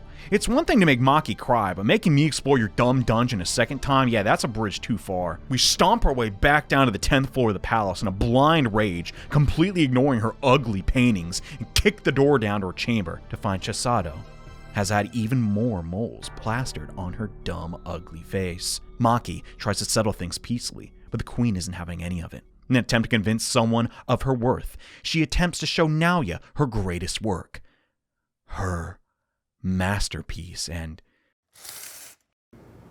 I don't know, it's alright, I guess. Nah, I'm just messing with you. It's Maki's painting from the beginning of the game, and it's honestly just sad how badly Chisato wants to be better than her. Before we can comment, Mark calls it whack, and Chisato starts turning her allies to stone. She gives the main character one last chance to speak honestly, picking the better artist, and in the face of near certain death, we stand by Maki, because she's our friend now. And she didn't force me to go through a stupid effing dungeon. Disappointed by our answer, she finishes petrifying our friends. But before she can transform the rest of us, the Rugrat appears and promises she'll fix Chisato's face if she can manage to kill us all. And she agrees with Aki's plan with basically no hesitation. Wishing on her mirror again for power, she awakens what might be a persona and begins to attack the pair. Chisato, I can't fight you. Even after all you've said and done, you're still my friend. Eat this! If you choose Maki's painting, you fight the boss with only 2 characters, and it's a cakewalk. But if you lied and chose to side with Chisato, you challenge her in a stronger form with a full team, and it's much more difficult as she'll actually turn your party members to stone. When it's just the 2 of you, sometimes she really just does nothing at all over their turns, so it's a fight that serves a narrative purpose as opposed to a mechanical challenge. In the aftermath of the fight, Aki appears and scolds Chisato and reveals she was never going to fix her face to begin with. Maki reassures her they'll track down Aki and force her to set things right. But Chisato, after all she's said and done, can't trust Maki's words. Even after all this, Maki admits that she was jealous of her best friend too, how she carries herself, seeing her as a confident and energetic girl. But Chisato claims it's just a mask. The truth is, she isn't who she appears to be. It's nothing more than an act, else she'll be ignored by her peers. Now that's all in the open, it's easy to see why she envied Maki so much. She was more talented than she was and gained more attention by living her life authentically, when Chisato would go day in and day out pretending to be someone she isn't. It's not a shock that someone living a life like that would succumb to the temptation of the mirror. Completely hopeless, she calls out a Yosuke, and the mirror grants her unintended wish, bringing him right to her. Maki, always with the heart of gold, attempts to lie and place the blame on Aki for cursing Chisato. When Yosuke asks what happened to her face, but she shuts it down and tells him the truth about everything. And despite her new appearance and the ugly truth of her actions, Yosuke still cares about her moles or not, and admits, yeah, I did like Maki, but yo, baby, that don't matter no more. And the black mirror explodes, metaphorically having no need for the mirror, because she realized that the perceived inadequacies she was experiencing really didn't matter at the end of the day, because she had true companionship the whole time. The hottest dude at school, canonically anyway, he's a little left over right now, someone who would stick by her despite the inception of the relationship having its roots in a less than romantic fashion. I'm pretty negative about the level design, the gameplay systems, the economy, the gameplay balance, Yuka's trigger finger, but I really do think this is a well-executed arc. And Persona storytelling excels in ways previous Megaten titles haven't been able to do. This type of high school melodrama wouldn't have worked in Atlus's other RPGs because the extreme stakes of the story. I mean, it's the apocalypse, the whole world's flooded, And while that is an exciting scenario to explore, it's not exactly relatable. Instead, we have this self-contained arc that highlights an individual character's quirks, which is a lot easier to wrap your head around. And you take the time to look closer at the Queen's paintings, you get some flavor text stating you felt like you've seen it before, telling us directly that Maki's isn't the sole limitation. One of Chisato's many dilemmas is a fear of being unable to look inward and convey an artistic vision, stuck in a loop of garnering attention, being a people pleaser, even at the expense of her own growth. In her boss room, we see her planting a replica of the birth of Venus, so she undoubtedly is someone who is serious about the art on some level, but is too afraid of the risk creating an original piece could bring. This could expose her lack of skill and ruin her reputation as a proficient painter. And to Chisato, the notice of her community is everything, as the status provides her comfort and validation. Her inclusion's a tad basic, but I don't necessarily see that as a con. In the classroom, this Queen Bee archetype seems to propagate culture across the globe, a girl with the looks or resources to attract others to her side and draw the notice of young boys, something so common nearly everyone can relate to knowing someone like Chisato, or at least seeing a character that fits her archetype. While exaggerated by media, this behavioral habit has been observed for years, as it's just a fact of life. People are drawn to beauty and status. But Persona's version of this tired stereotype asks the player to question if the materially blessed are actually living fulfilling lives. And if you really dig a bit deeper, isn't a stretch that you could sympathize with Chisato. If someone arrived in your social circle and excelled at everything you were known for, supplanting you and indirectly attacking your self-importance, you'd be pissed. I know I would be. So she lashes out and pursues the person Maki's too timid to ask out herself, and eventually over time develops a liking to him. And yet, Chisato remains guarded, as if she expresses her ugly side to Yosuke, he would surely leave her. As she's aware she's Yosuke's second choice, Persona gives us a front row look at someone who, let's be real, the average RPG enthusiast likely doesn't know on an intimate level, rather than let the Queen Bee become a simple antagonist to be beaten. Instead, we see someone whose overwhelming envy is choking them, and if left unchecked, could leave them becoming a bitter, ugly person. Maybe you don't give a crap about any of that, and you share Reiji's opinion. What a waste of effing time. While Chisato apologized to Maki, who isn't even the real Maki, so that whole big speech must have been really embarrassing, she tips us off that the girl in black talked about living in a castle, so that's our next destination. Inside the Mana Castle, we spot Aki in the lobby, but we can't follow her as the door only opens with a special key, the whereabouts to another being leaked by Aki, the Lost Forest, which is back on the good part of town. Kandori must be very precious to that girl. I'm slightly jealous. Yeah, we don't have time to unpack that right now, because we need to backtrack and run through Black Market, leave the subway, and wind up in a maze of pink fluorescent trees, contrasting the heavily industrialized dungeons we've seen so far. And it's really just beautiful, but the score lets us know to stay on guard as it starts with this bright synth before devolving into a darker choir and bass line, reminding the player that just because something appears picturesque at first, there can be anything lurking beneath the canopy. Yeah, there's demons here too, but the real terror is the uptick and those one-way arrows scattered on the dungeon floor. These were in the subway dungeon too, but now they're placed so precariously that one step can make you lose considerable progress if you're an idiot like me and didn't immediately go north at the start of the maze to learn there was a trail of them to give you fast access out of the forest. Oh, god dang it. No! What? Unlike other games where the forest is the most frustrating part or has some hidden path needed to escape, comparatively the Lost Forest here isn't living up to the name, as it's really short and doesn't take too long to get the little gingerbread house. Inside we meet Mai, who we've been hearing about from NPCs for a while now, and we recognize from the very beginning of the game. Mark's refusal to use his inside voice scares the crap out of her, as we're technically invading her home and she starts to cry, but Maki quickly comforts her. While squatting down and wiping her tears away, she notices that Mai has a necklace similar to hers, and it's likely the one we need to get in the castle, hinting at some relation to Aki. When we ask her about Aki, she starts crying again and explains that Maki is Mai, or at least some part of her anyway. As one day, Kandori showed up in this universe and Aki ran off with him. The compact is the source of Mai and Aki's power, and can effectively create anything, as this forest and the entire town are Mai's creation, or so she says. We've seen firsthand that Aki can spawn anything she wants into existence, but Mai can't do the same, just drop an atom bomb on Kandori's face, as Aki would just cancel out Mai's wish with her compact. So she transformed this field of flowers into a forest to hide from the two of them. We ask for the compact, but understandably, she won't part with it easily. So we try out those negotiation skills and attempt to convince her we can be trusted. And I sure hope you save before this conversation, because this is the single most important decision to be made in the entire game. Like many RPGs of the era, there are flags that need to be triggered to reach the game's true ending. And here you must answer correctly to the next 3 questions, or else Mai cries and summons Mr. Bear. and you'll be unable to see the game's conclusion. And it's not like the game just ends here. No, you play for hours just to be then locked out of progression. There isn't an okay ending and then a perfect ending.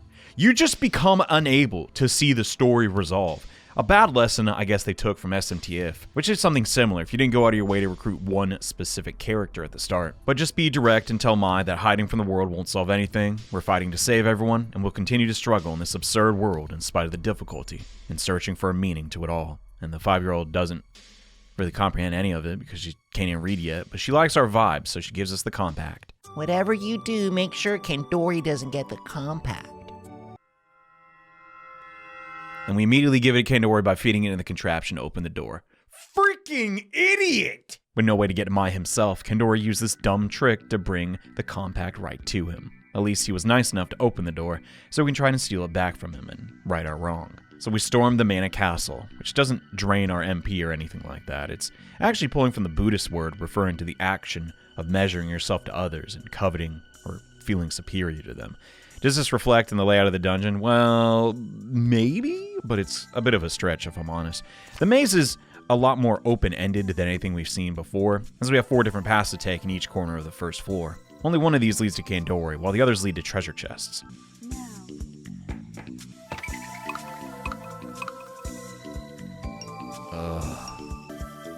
Oh my god. You know what? I don't really need the life stone. It's fine. You can keep it. The overwhelming majority of chests in this game do not offer anything valuable to the player, so going out of your way to get optional treasure isn't really worth it. If anything, it's detrimental. Is it a commentary on the collection of material possessions adding to your karmic debt? Or are they just being dicks? I don't know. But I do know it feels like crap to explore in Persona. You locate a room, you walk inside, rush over to a box, only to get farted on. Back in Sebek, we got ammo and armor, and I just don't get why they couldn't do that with all the chests. You can't actually purchase weapons in this game outside of guns, so getting a shiny new sword or axe would feel infinitely better than getting a gemstone or Dick's Essence. Instead, all those weapons you get at the casino, which most people are not going to engage with, let's be honest. So there really isn't any reason now to rush straight to the boss, and I'm not a fan because exploring is one of my favorite things to do in games. Getting a helpful item by taking the time to talk to an NPC or investigate a wall that looks at a place encourages you to take the time and explore the world. Not here though. If anything, all this bargain bin crap discourages you from going off the beaten path. Other than that though, it's a bog standard dungeon, with the only real obstacle being 2 medium-sized dark rooms, which I can forgive since we haven't seen those in a while. At the top of the castle, we find Kendori, and if you recruited Reiji, after all this time, you learn why he wants to kill him so badly.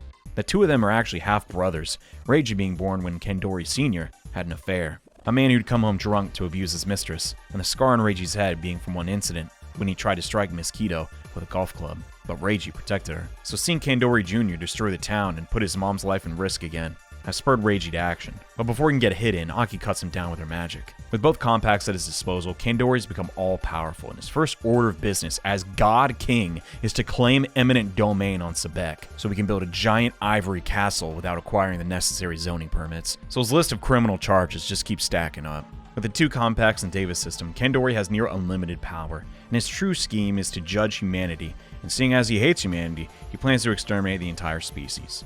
Just kind of comes out of nowhere, huh? I guess when you get admin powers and can literally do anything, there isn't any reason to hold back. And to think, this could have all been prevented if we just slid a credit card through the front door. Aki and Kendori depart from the castle, but leave us with a demon, Savara, as a parting gift. He's some Zoroastrian demon who assists the Satan analog of that religion. Symbolism machine's broken.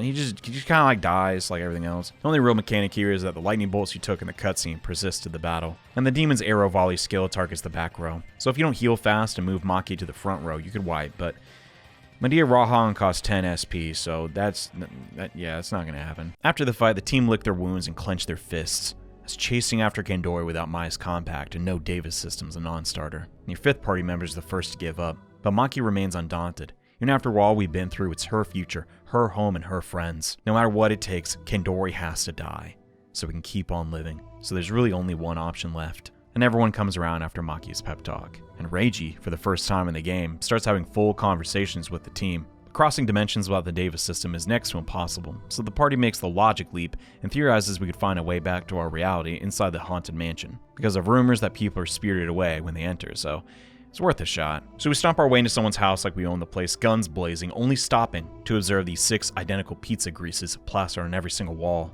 In the mansion's rooms, we get to see what became of the other scientists who were at Sebek, so it's nice to see they didn't get vaporized when the castle was created. They tell us the passageway they took is still there, so we better hurry and see if we can use it to...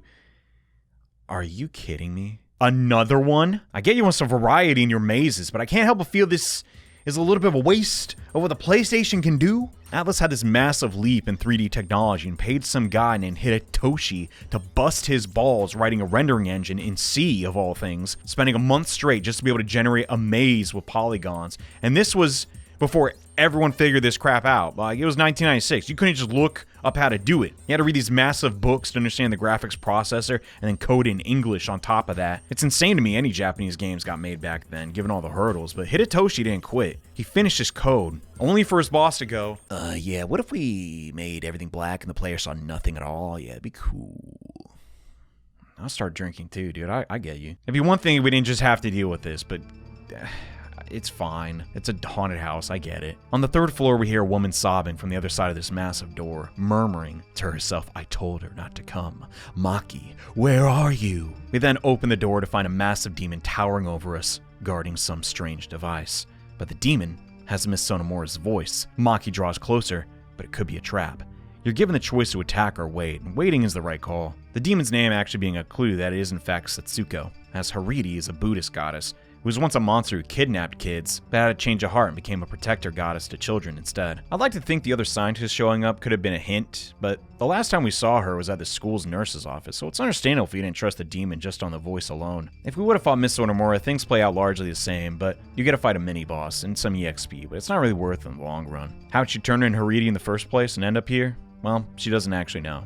She was just dreaming about the times she would look for Maki in the abandoned building during her childhood, while resting in the infirmary, and now she ended up here. Setsuko flips at seeing her daughter, but Nanjo does the usual and explains the details, because he's all responsible and stuff. Miss Sonomura is curious and a little offended as to why she doesn't have a counterpart in this dimension, but before they can inquire further, the gateway starts to go haywire. Setsuko does her whole science thing to the device and keeps it stable long enough so we can jump. But if we go, we'll leave her behind with demons that do the Macarena. Despite the very real danger, Miss Sonomura insists, as someone has to keep the warp steady. But before we go, Maki says if she had a mother, she'd hope it could be someone like her, which must mean a lot after everything she's been through, even if it's not from her real daughter.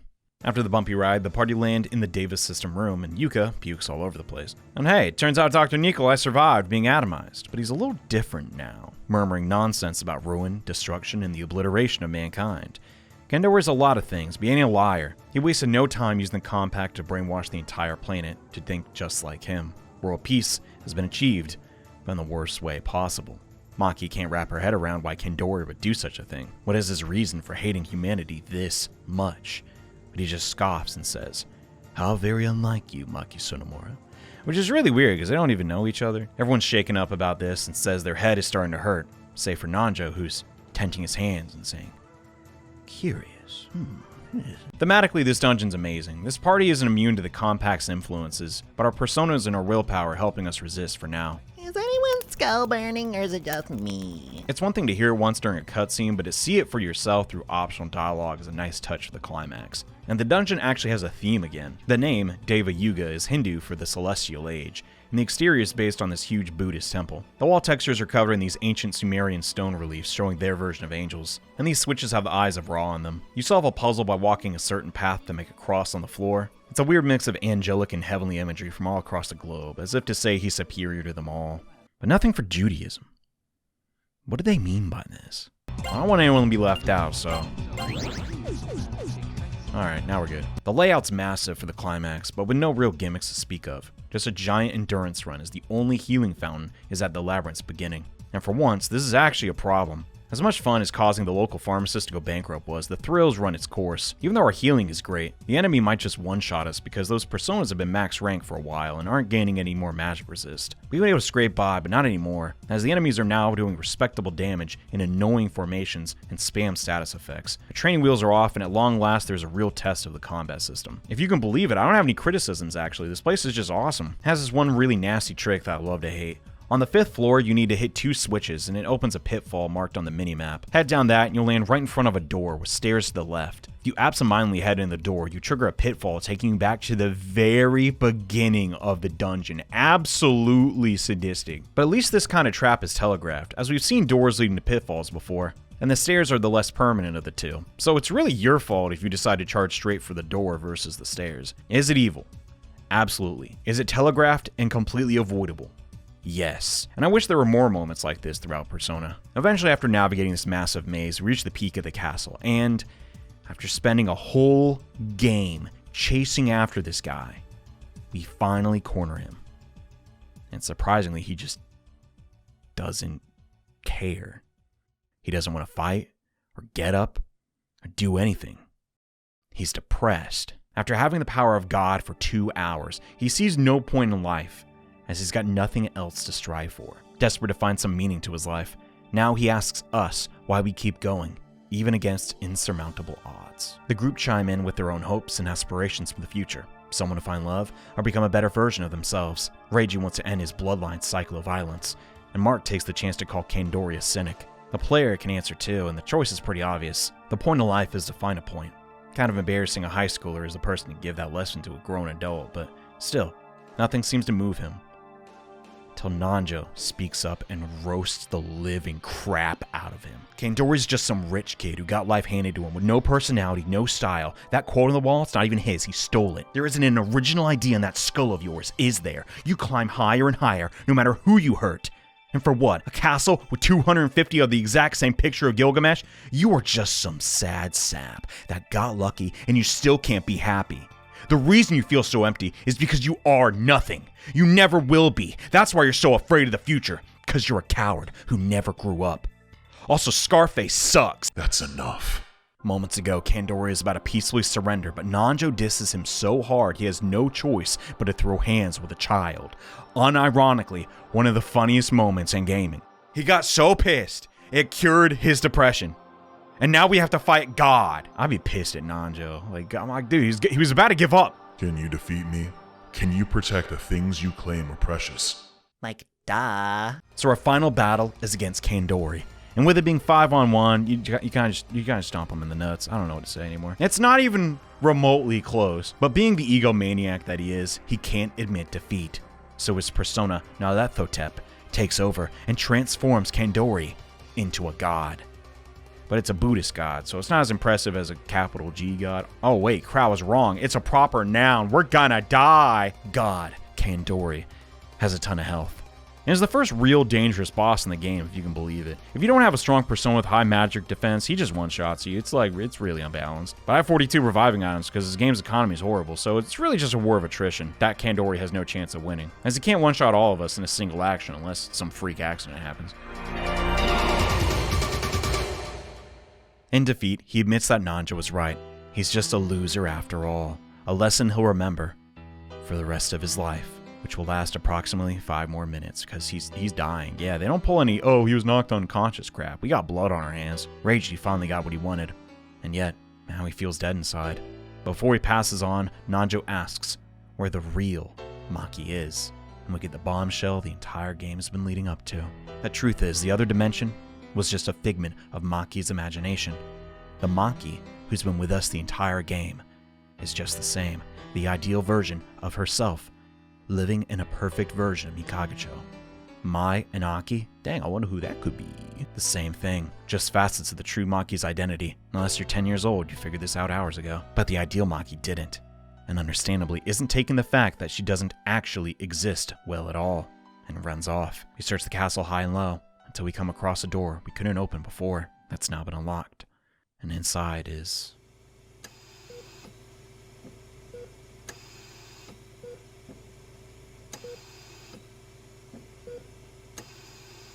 the ideal Maki, looking at her creator with her own 2 eyes. The inescapable fact is that every page of her life story has been a lie. It takes one look from the true Maki to realize the gravity of the situation. The truth being that an aspect of herself caused so much death and destruction. The party tries to shift the blame to Kandori because from their perspective, he is solely responsible. But Maki knows the truth. The The fact is that the true Maki's overwhelming jealousy of those living the life she wanted produced Aki. By using her as a proxy, brought the demons to Mikagacho, deep down wanting for the town and its people to all disappear. And by sheer luck, the Davis system synchronized to her and granted this subconscious wish. Sinking lower and lower into despair, and too terrified to be seen by the others, the Ideal and Aki both flee back to the other world. Mark wants to follow them, but Nanjo insists that we should instead destroy the Davis system while we still can. Sacrificing Maki's life, as severing the connection between the two in her current state could be fatal. Mark responds by slugging him in the face. Even if it's logical and for the greater good, what kind of people would we be if we took the easy way out and didn't even try to save her? You can't apply logic to everything, I guess. After remembering a lesson from Yamaoka, he goes with his heart for once and plans to go back to the other side too. They look toward the mirror in the room and see that the Davis system has completely vanished. So our good intentions aren't going to be enough to get back. Oh wait, we can still use Ken Dori's compact we looted off his corpse, but with no Aki. It's just a toy, so we're stuck. It's here watching the comatose Maki that the fifth party members, who've been on the sideline mostly until now, have learned how Maki really feels, and they can attempt to reach out to her, relating to her struggles. Yuka empathizes with Maki's fear of a future filled with loneliness, preferring to stop thinking about any future at all, and instead focus solely on the present, crying over her bedside as she wants to make a better future with Maki in it. Eriko lets her know she's not the only one that struggles with dark thoughts. She's afraid of letting anyone get close to her, as her true feelings don't match her outward appearance, so she lives each day feeling like a fake. Reiji tells her not to give up, because even if she isn't around, Maki's mom really does love her, just like his mom loved him, even though abandoning him would have made her life a lot less complicated. She sacrificed so much so he could live happily. He's met Miss Sonomura and knows she feels the same way. And Brown, who's been this obnoxious tool for the entire journey, always calling himself the leader despite being complete deadweight to the team and total coward, in an attempt to make her laugh, exposes his hidden lore, that he got the nickname Brown because he crapped his pants in middle school. The bullying got so bad he had to move, and when he got a fresh start at St. Hermelin, he tried to act like a cool guy all the time. But he's not. In fact, he's the opposite. From now on, he's going to try to live as his authentic self, no matter what.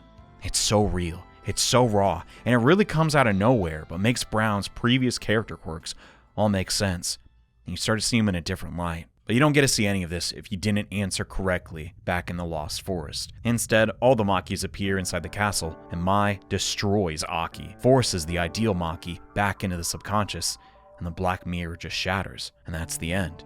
And really, if I got that ending, I don't know if I'd keep playing. It's been a decent story with a good twist, but it's being suffocated by 10 hours of uninteresting battles. Like, it's fine for RPG standards, but it's not like I'd read a book about it. Oh wait, that's a thing? Well, can't hurt to check it out, I guess.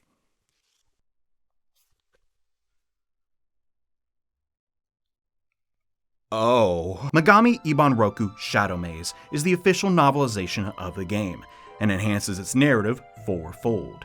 Admittedly, it's a confusing read, as the majority of its contents abridge and translate the game's events and mechanics to text, and it's debatable if anyone could understand the premise without being first familiar with the source material, so it doesn't necessarily work as an adaptation, but more so a companion piece to the existing experience. But it provides some much needed context on the game's most important character. This is without a doubt the missing piece to the Persona story, and it's gone ignored for far too long. In Shadow Maze, the story is told from the perspective of the ideal Maki Sonomura, but also, uniquely, the real Maki, who is largely absent for the game's runtime. Shadow Maze remedies this by elaborating on every facet of Maki's life in the form of dream sequences, where she gives her thoughts on her unfair circumstances. And yeah, it's grim. Now, there is some debate as to its canon status, but having read every single interview and product pertaining to Persona, I found an odd discrepancy. Some elements found in Shadow Maze would appear in other spin-off materials, like books published after Shadow Maze's release, leading me to believe some of the ideas and story elements that didn't make the cut for the game were included in other media, making them soft canon. By their own admission, Atlus left lots of things on the cutting room floor, but the original writer no doubt supervised the creation of this light novel. One key difference is that the novel makes it perfectly clear just how long Maki has been in Mikage Hospital. Her in-game introduction says she's a chronically ill girl who's been hospitalized for over a year, which has just enough ambiguity to make someone think she's been sick her whole life, but only missed out on a little bit of school. Shadow Maze paints a different story, It tells us Maki has been hospitalized her entire life, having suffered seizures at an extremely young age. When her babysitters would go home late in the night, she would have to bear the pain of these seizures in solitude until her mother or a hospital worker could come to her aid. Now admitted, Maki has been tutored inside the hospital as she isn't healthy enough to go outside for long, trying day in and day out to improve her health so she can live a normal high school life. She endures physical therapy despite the medicine she takes making her drowsy. She continues pushing on with her goal in sight, a life of wandering the same halls over and over again, suffocated by the sickening, sterile lights and the smell of death. They would become a thing of the past if she just endures a little more. So she presses on and improves her health enough to be discharged and start attending classes. A mundane chore for most, but a paradise compared to her life up till now. At first, she can't work up the nerve to speak to any of the other kids in her class, but Chisato sees this and takes pity on her. Maki starts to come out of her shell. This comes to bite Chisato when she's upstage during an art competition and begins to resent her friend. It's around this time she also begins to notice Yosuke, and how could she not? He was sociable, healthy, and kind. All aspects that Maki lacks, and she can't help but fall for him. But the novel makes one big departure from the game's continuity. And this Maki Sonomura never spoke to him during her time at St. Hermelin, preferring to yearn from afar, something she would come to regret as her strength would once again decline and would have to return to the hospital. In the game, Maki's crush for Yosuke is mentioned only twice, but in Shadow Maze, Yosuke is Maki's entire world, dreaming of him every night as they go on dates to museums and shop at the mall, preferring her dreams to the cold hospital room. The book continues to paint her sinking further into depression, as at first many of her classmates showed up to the hospital to see her and naively told Maki about the going-ons at St. Hermelin to keep her in the loop. While she saved face, in her heart, Maki despised these healthy students, bragging about the life she couldn't experience anymore, but illogically would grow to miss their company as fewer and fewer people came to see her. Afraid she would eventually forget her time there, she makes a replica of the school's layout with blocks, desperately clinging to her last moments of normalcy, and fearful she may one day forget Yosuke's face. As the days go on, there's only one person who routinely comes to visit her, Mark, sometimes even bringing flowers, and she can't stand him. But she can't say that outright, as he is her only remaining connection to the outside world, and the boy she can't let go of. By her own admission, she carefully asks questions about the school, hoping to hear anything pertaining to her crush. But if she asks about Yosuke directly, Mark will stop coming altogether, so she lies to him and says she loves when he visits, although anything could be further from the truth. She repeatedly asks him to bring others, but time and time again, Inaba is her only guest. He really can't take a hint. But one day, she gets exactly what she wanted, as Chisato goes out of her way to drop by the hospital and tell her best friend Maki the good news that her and Yosuke are officially dating now. And Maki just has to sit there and listen to all the details as her scorn for Chisato grows. Someone else is living the life she wants and shoving it in her face. You might be led to believe she got what she deserved by manipulating Mark and that Maki is some horrible monster to use him in this way, but the fact is, we are forcibly prying open and peering into the diary of a deeply disturbed girl and reading each one of her darkest thoughts. Starved for a human connection, could you say you would act any different? The novel additionally fleshes out our antagonist, Aki, explaining that during one of her convulsions, Maki created 2 imaginary friends to cope with the pain, but had to send one away when on one day, after looking at a cage of 2 lab rats delivered to the Sonomura residence, she saw that one of them wasn't moving and opened the cage to inspect the other. Terrified, the rat bit young Maki's hand, and in retaliation, Aki took over and drowned the animal in its water bowl. From that day on, Aki laid buried in her subconscious, refusing to acknowledge her darker thoughts, only reawakening when Maki came into contact with Kandori, who gave her an outlet for her repressed personality, and her actions in the story taking on a different light, attacking the school and mall and sending demons to kill the boy she loved, and toying with her best friend, even going as far to call her own mother an idiot for having the arrogance to think she could raise a child on her own, preferring to die than live a meaningless life. During Aki's monologue, she goes as far as to say Kandori was the only real friend she ever had, someone who understood her pain. But now he's dead too, being cut down by her self-righteous saviors. You have to remember, we've been bonding with the ideal Maki for the duration of this game. To the real thing, we're just people who she briefly shared a classroom with, only remembering she existed because it was convenient. Even if it was an accident, she thanks Kandori for the gift, the tool to create her paradise, the Deva System core. Of course, the characters and player are completely unaware of this. When Ideal Maki comes in contact with the real and tells us about her envy and the desire to destroy the whole town, it feels like it comes out of nowhere, because we've only heard 5 lines from this character. Unlike the cast, we're inclined to shift the blame onto Kandori, but with the context of Shadow Mace, there's no mistaking it. By ignoring her darkest thoughts and hiding away, never confronting her circumstances, a cosmic accident made her cruelest desires possible. And all Maki can do now is watch as one of her personalities hurts the people and places she once treasured. Another, too afraid to leave the safety of the forest and keep herself in check. And the last, a perfect model of what she could have been, brought to tears at the sight of her progenitor overflowing with sin, let alone the others working so hard to save her, realizing that the real Maki is nothing like the one they've grown to love. What happens if they succeed and everything goes back to normal? Will they still want to befriend her? After all these years of isolation, even if I did have the chance to talk to them again, would anyone care to listen? Or have all these years of isolation warped me into this unlovable thing? The fear of life passing by without any experiences, no good, no bad, just trapped within these 4 walls. Love me or hurt me, I don't care anymore.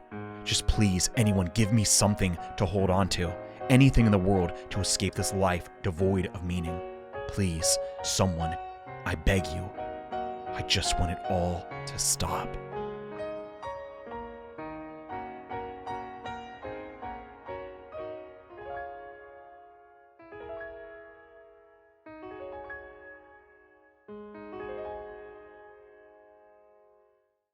So much emphasis is placed on doing your high school years right, because everyone says after that, it's all downhill. But what happens when you can't live the life you want due to illness, extreme poverty, strict parents, rough childhood, making it hard to connect to other kids, or, you're just really annoying?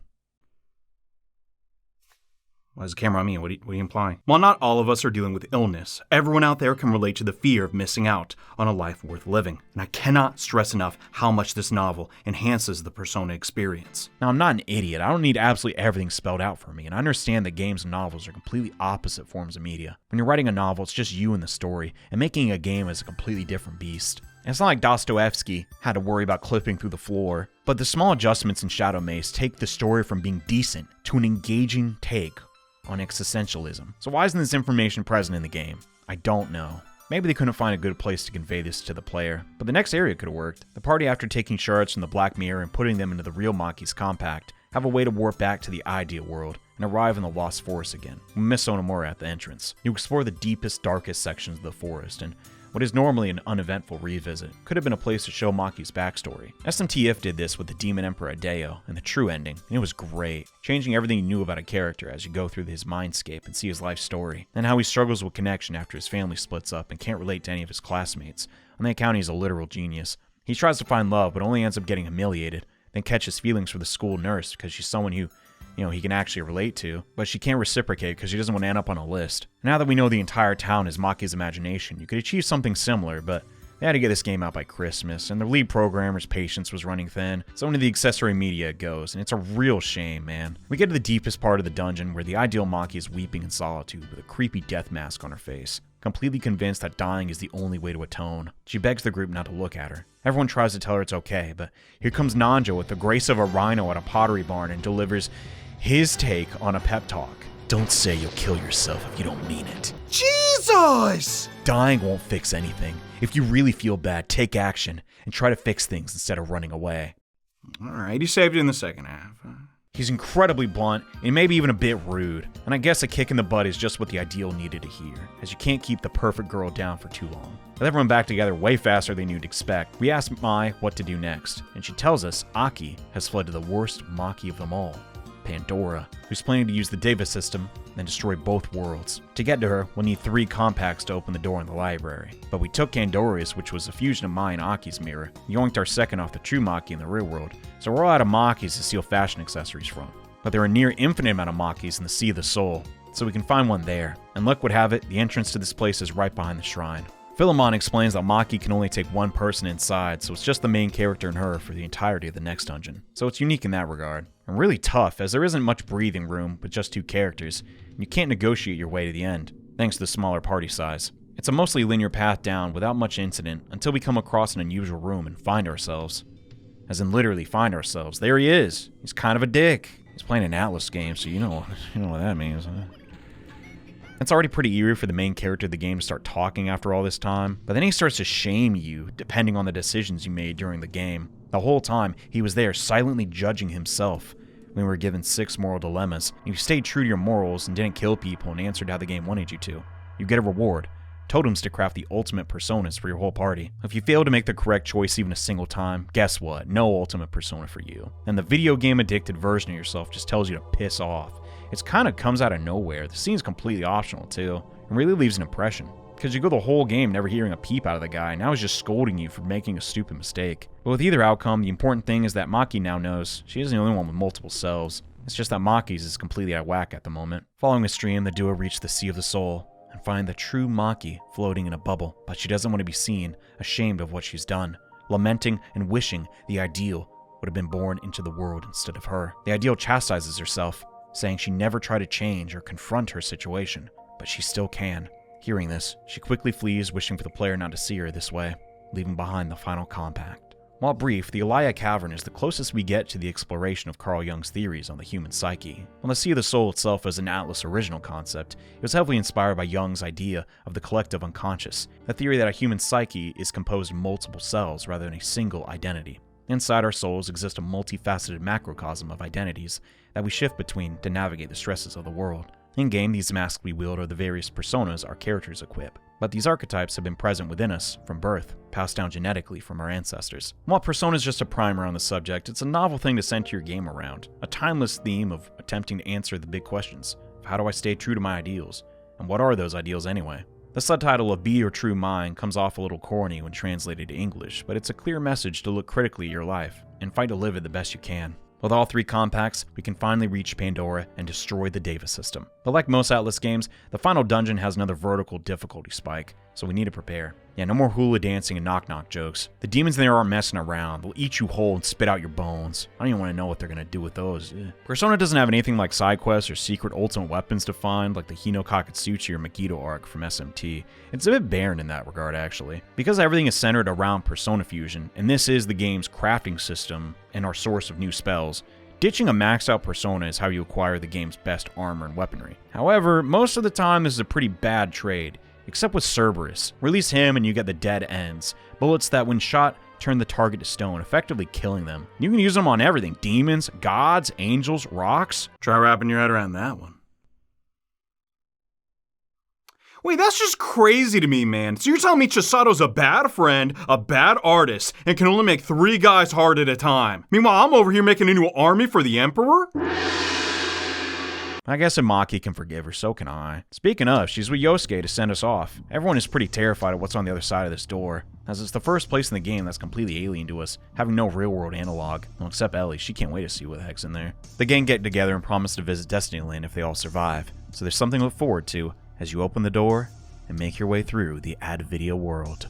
The most brutal gauntlet of a dungeon yet, and seeing as it's the final dungeon, I want you to take a wild guess at what gimmick they use for the final dungeon. this is how you guys want to close the game out. What is with you? Is it because you two are always wearing sunglasses indoors? That's your life experience, bumping into crap, it bleeds in your games too? Wait, what?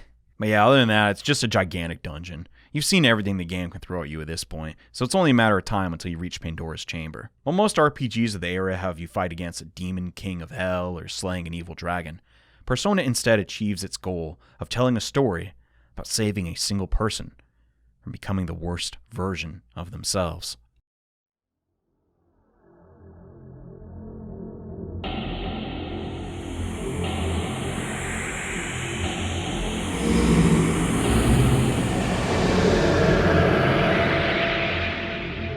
This disgusting monster symbolizes Maki's desire for nothing. And it's being a real dickhead about it. The most twisted Maki won't stop until she ends it all for everyone, and is about to get her paradise, unless we can stop her. And god, it's a huge step up from Kandori. There are 2 forms, but the magic damage Pandora can deal hits everyone this time, and can act twice per turn, so spamming items won't save the day this time. If your personas are even a little outdated, you're getting absolutely melted.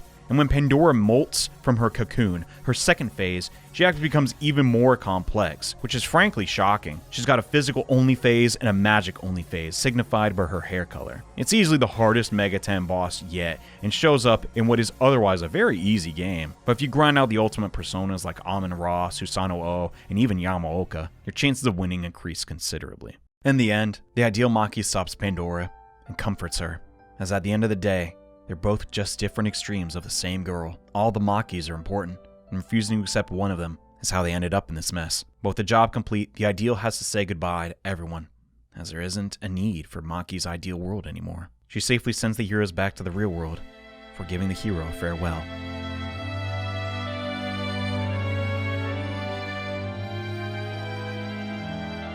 Thank you. I hope you'll still think about me at least once in a while. Goodbye. I love you.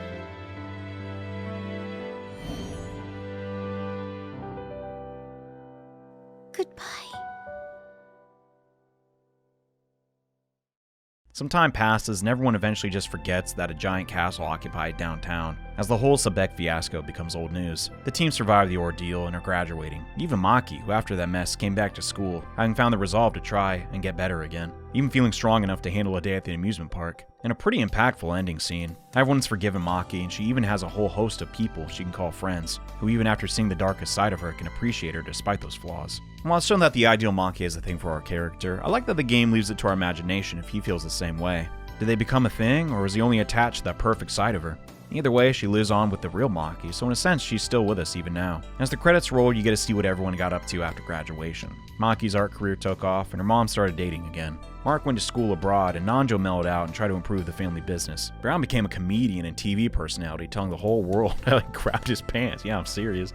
And Yuka got married, just like she always wanted. Ellie became a model and talks openly about her experiences with the paranormal. And Reiji, well, he got married immediately after graduation to a woman that looks exactly like his mom. After the crap he saw, I guess he didn't waste any time. The truth is, as simple as they are, each character was designed with a complex in mind. And Reiji just drew the short stick and had an Oedipus complex. Everyone except for Maki has comparatively a shallow arc. But if they didn't, they'd be stealing some of the spotlight, and it's debatable she got enough as it is. But I think every party member in this game was incredibly well done. Mark is a super earnest guy, and you know what? If Maki would have told him about her crush on Yosuke, I bet he would have stuck around. He probably would have played matchmaker or something, encouraging him to stop by. Going through the story, he's got a heart of gold as long as you're a Nanjo. He hasn't gotten it all figured out, and he can't rationalize every choice he makes, but he's got the adolescent spirit that keeps the team pushing on. Him and Nanjo complement each other pretty well, and I like that they are staying together in the post-credit scene, showing us that they put aside some of their differences and made a bond despite their backgrounds. Kind of like soldiers who bonded while fighting for their lives. Yamaoka doesn't have to worry about a thing. There's no chance Nanjo ends up becoming a corporate scumbag like Kandori.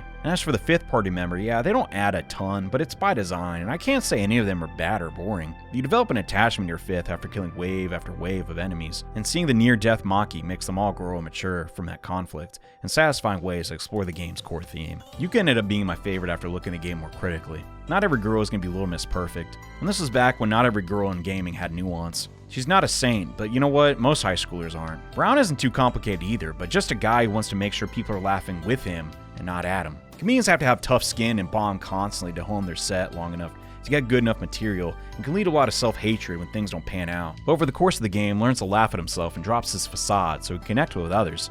Because at the end of the day, we all poop brown. And I didn't really talk about her much, but Eriko's additions aren't that great at a glance. She has a crush on the main character and drops hints about it for the majority of the time, feeling horrible about it because the ideal Maki also likes him, and she doesn't want to do her like Chisato did. That and getting in the way of her romance conflicts with the idealized young lady label that others place on her. But you know, she's only human. Even if her feelings go unrequited, she still wants the main character to know about them. The expectations of others versus her own desires is reminiscent of Freud in the superego. At our core, we're still cavemen, and the expectations of the tribe, or In the modern case, society's perceived shame can stop us from acting the way we really want to deep down. You can see her get over this complex a little bit at the end, as she proposes the idea of riding the Ferris wheel with the hero. She says this crap in public, which is the equivalent of 5th base for Japanese people, okay? What happened to shame? And as for Reiji, I don't know what to tell you. That crap's nasty. Why'd you write that? I'm forgetting about it. Oh yeah, Philemon was secretly Chinese the entire time. What a twist. People say the main character is generic. Well, they're right. He's designed to be an everyman, but he does have some characterization if you really dig for it. He's got an earring, so maybe he was a delinquent at some point. Yukino calls him a pushover, and Mark is shocked he's so studious if you go to the museum. So perhaps before the events of the game, he was a bit aimless and tended to waste his days away playing arcade games and blackjack. In a way, his whole adventure helped him become a fully realized person, and stuff like seeing Yamaoka die and saving that nurse and leading the team formed him into someone who can make snap decisions and break free from vices and start really living the one life he has been given. In a sense, saving his hometown could have saved himself, but the credits say his fate is for you to decide, so if your headcanon was, wow, that was terrifying, I'm gonna gamble forever now, that's equally as likely. The only character I have nothing nice to say about is Yukino, who completely disappeared from the story after the hospital, and what was with Miss Sayako from the ideal world being all depressed? Well, as it turns out, what we just played was only one half of the game, and to get the full story, we need to play the game's second route, the Snow Queen quest.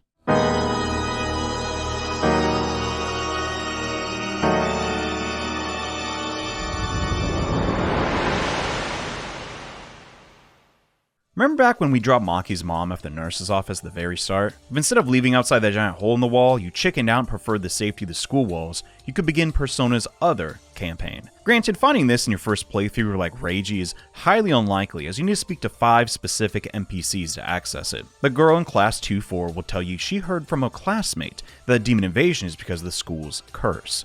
Run over to Devil Boy, and he'll tell you about the famous play the school is known for, which is always performed with a mask that people are saying is cursed. Everyone who's put on said mask has died shortly after, all save for one person. We go bug the drama kids about it, but they're too afraid to say a word about this play, so instead we ask the student council president, who tells us to ask someone who was actually around back then. So we badger Principal Uishi, and she spills the beans. 8 years ago, Miss Sayako, our homeroom teacher, was the last to put on the mask, but instead of her passing away, it was Sayako's best friend who died. The principal asked us to leave well enough alone, but if this cursed mask really could be behind everything, we need to destroy it. After leaving the gym with the mask in tow, we see a strange scene, as Maki and Mark leave out the hole in the wall. But before we can chase after them, our teacher opens the door and spots the old mask. And feeling nostalgic, she decides to put it on to prove to the students that curse is all just a superstition. Only for the exact opposite to happen, as now the Snow Queen's power has taken over Sayako and frozen the whole school. Whether it's the Davis system where the mask truly was cursed, the end result is the same. Our teacher has now been taken over by some supernatural being, and won't let go unless we finish its little game.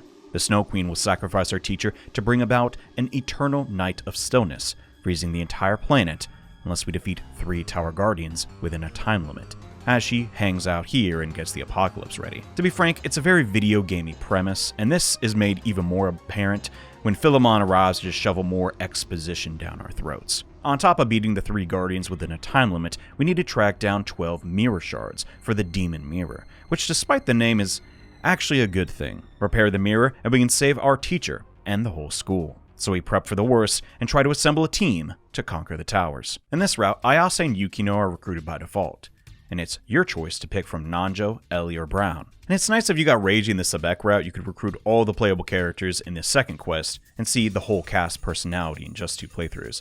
Walking around the school, despite the change in scenery, and some new guests from the demon world, everyone is taking the change in environment pretty well, except for one student, Kenta Yokoichi, who is afraid we'll run out of rations, seeing as the only food left in the cafeteria is cheese and milk, the one thing he can't eat, seeing as he's lactose intolerant. Anxious he might starve, Kenta starts to panic, and Brown fesses up it was him who hid the food, scared that Kenta would eat the whole supply if he hadn't. Upon hearing this, he threatens to eat everything as a form of revenge.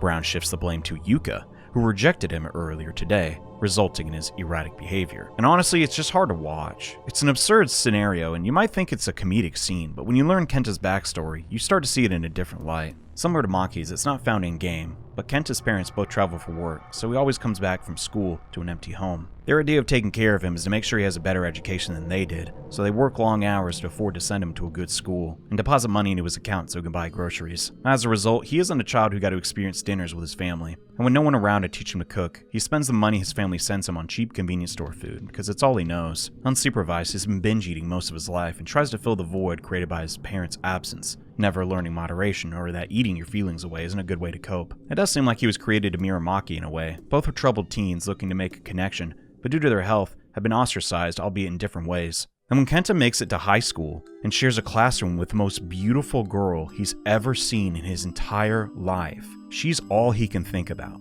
After half a year's worth of pining, Kenta finally works up the nerve to make these feelings known, in an attempt to find the love he's been neglected. He's overly apologetic as he trips over his words and blurts out a confession to Ayase, who coldly rejects him and promptly leaves, giving a laundry list of reasons why someone like her would never give him the time of day. Everything about you sucks. In a moment of weakness, he asks Yuka what gives her the right to be so cruel, and implies that, based on what he's seen, she's just as lonely as him. Refusing to entertain the idea that the two are similar in any way, she continues to pelt him with insults and slams the cafeteria door as Kenta clearly struck a nerve. And we've seen this tired trope of nerd asking out the popular girl plenty of times before, but Persona asks us to stop being so superficial and really think, why is our world like this? Kenta, in an albeit simplistic manner, finds someone who's suffering in a similar way as he is, and tries to free them from that pain. In his innocence, he doesn't have any expectations or demands. It's just a pure desire to make another human being happy. But this goes unrequited, as the one person who he thought he could relate to is repulsed by the sight of him. Maybe it's because I've been trapped in this same room, playing the same PlayStation 1 game for 6 months straight, but in a rare moment of oversharing for me, I see a lot of myself in Kenta. And I realize that's an embarrassing comparison to give yourself, but I say this to assure you that Persona's depiction of this pubescent archetype is real. And I know it's real because it happened to me, and I know I'm not the only one. Everyone's life story is unique to themselves, but the fact is there are no new ideas under the sun. You are not the first person in history to experience heartbreak. Kenta's a naive boy who can't let go of this notion that love can be easy if you just take the risk and try to find it. But time and time again, the icy cold reality of a logical world smothers this innocence. Rejection is hard both ways, and Yuka's mistake is that by refusing to think about someone other than herself, how being associated with Kenta would impact her reputation, she has unearthed something horrible. With his sense of self under attack, as now the whole school knows about his failed confession, we meet the fourth person in our story who is coming to terms with the fact they are not the most important person to anyone in this world. And it's not surprising that at this moment of his ego death, a persona takes hold of him.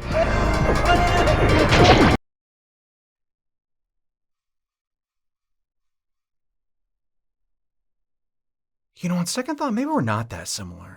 Yeah, all that crap about his parents and being pure of heart, I made it up. If Maki's deadly sin was envy, Kenta's is lust. And mine is sloth, because I take too long to get to the point. Actually, Kenta's deadly sin is probably gluttony. I didn't really think about this symbolism very long, did I? Come. Can you not? Turns out Philemon gave Kenta a persona too.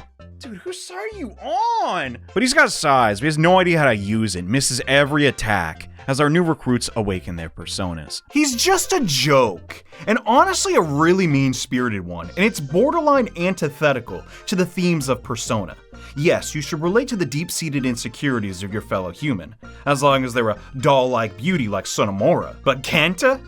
Nah, can't be bothered. At least everyone scolds Yuka over being such a jerk, but with Kenta knocked unconscious and a full team of Persona users, we can start exploring the towers. And sadly, there isn't too much to talk about. They're similar to SMT If in the sense, they're all dungeons with a central theme, but are lacking in story events. But there's one thing about these towers that are noteworthy. The dungeons can be tackled in any order, and you're directly rewarded for being the hardest one first, which is actually possible. It's crazy to think about, but yeah, this game has a built-in challenge run. If you're crazy enough to beat it, you're awarded 5 ambrosia to unlock your party's ultimate persona, which isn't a bad incentive.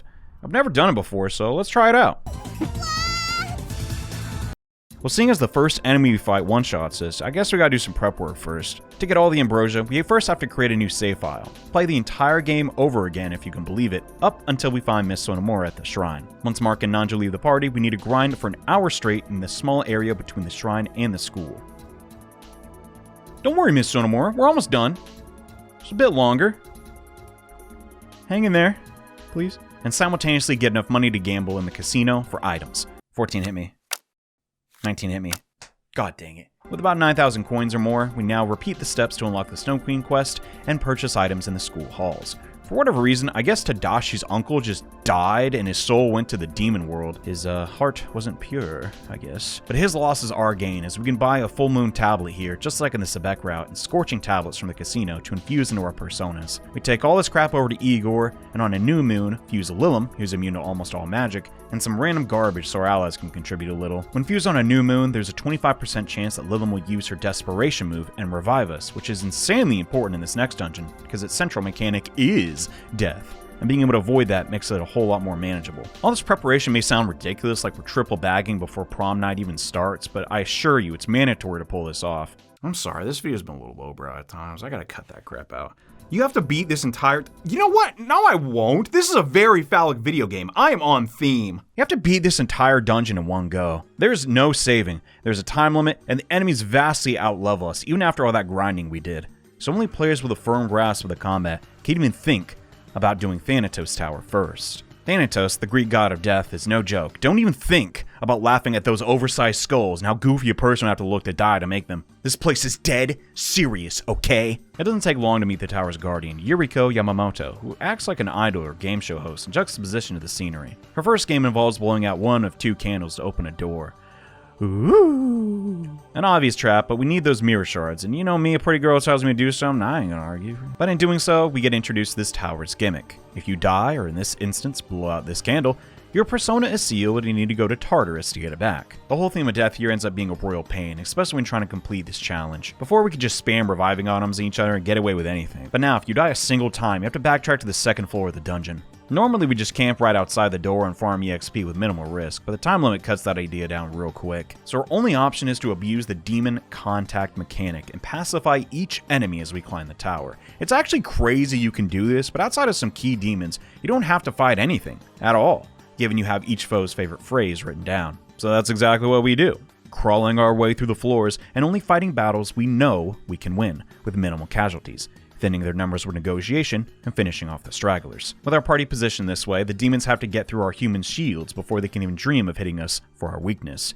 But if the main character loses their persona even once, we're pretty much screwed. We spend plenty of time on this floor looking for mirror shards though. There isn't anything that tells you how many are in each tower, so it's a lot of added stress trying to be thorough, while on a time limit, and then backtracking to bring back your allies' personas every time they die to something you couldn't account for. Sadly though, negotiation isn't a silver bullet, and some demons can't be negotiated with at all, but with our personas still intact, we got most of Tartarus mapped out, so I feel safe to leave, as we still got a lot of floors to go. Our time could be better, as each floor forces you to navigate towards a giant clock, reminding you just how much time you have left. But it's on this floor I get really unlucky, and run into 5 Kuchisaka Onna, or the Slit-Mouth Woman.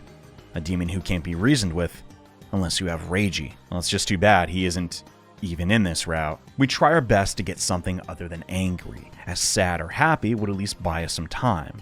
But no, she's ticked, and they get to act before us. Mamudo, Ellie's hit for weakness. She dies next turn. And everyone else isn't faring much better. I know because of the level difference, running is an impossibility, so our only hope is to slug it out, and we lose all of our teammates' persona in the process. It's fitting to her lore that whatever you say to the Slit-Mouth Woman, she's not gonna like it, but it was worth a shot. So now I have to climb back down and get all my teammates' personas back, and risk running into her again, all while that clock continues to tick. I managed to avoid running into the Slit-Mouth Woman a second time and ascend the stairs without much incident.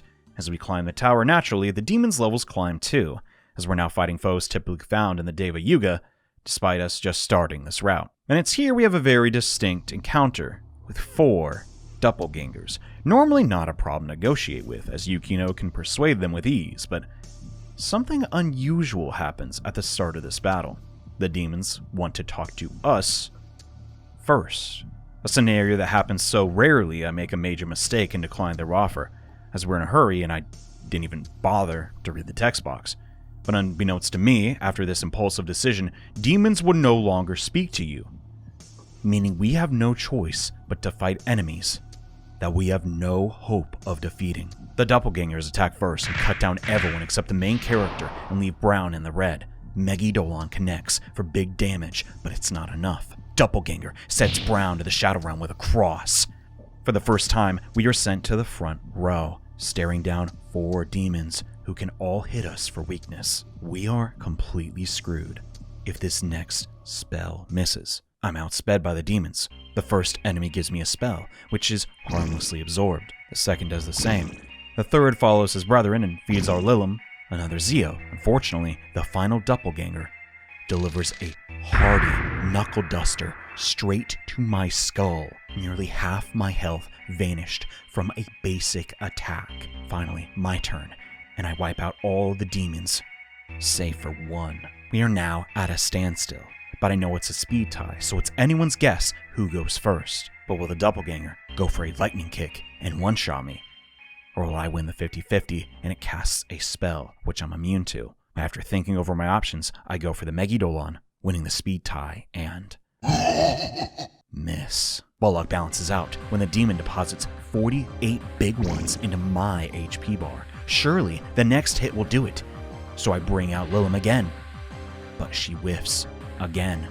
Keep in mind, I've been dumping all my stats into agility. This, under no circumstances, should ever be happening. The doppelganger, living up to its namesake, also whiffs their own spell, much to my disappointment, as I'd really love some HP right about now. Turn 6, miss again. I bark at the screen, just hit him! And the demon grants my wish.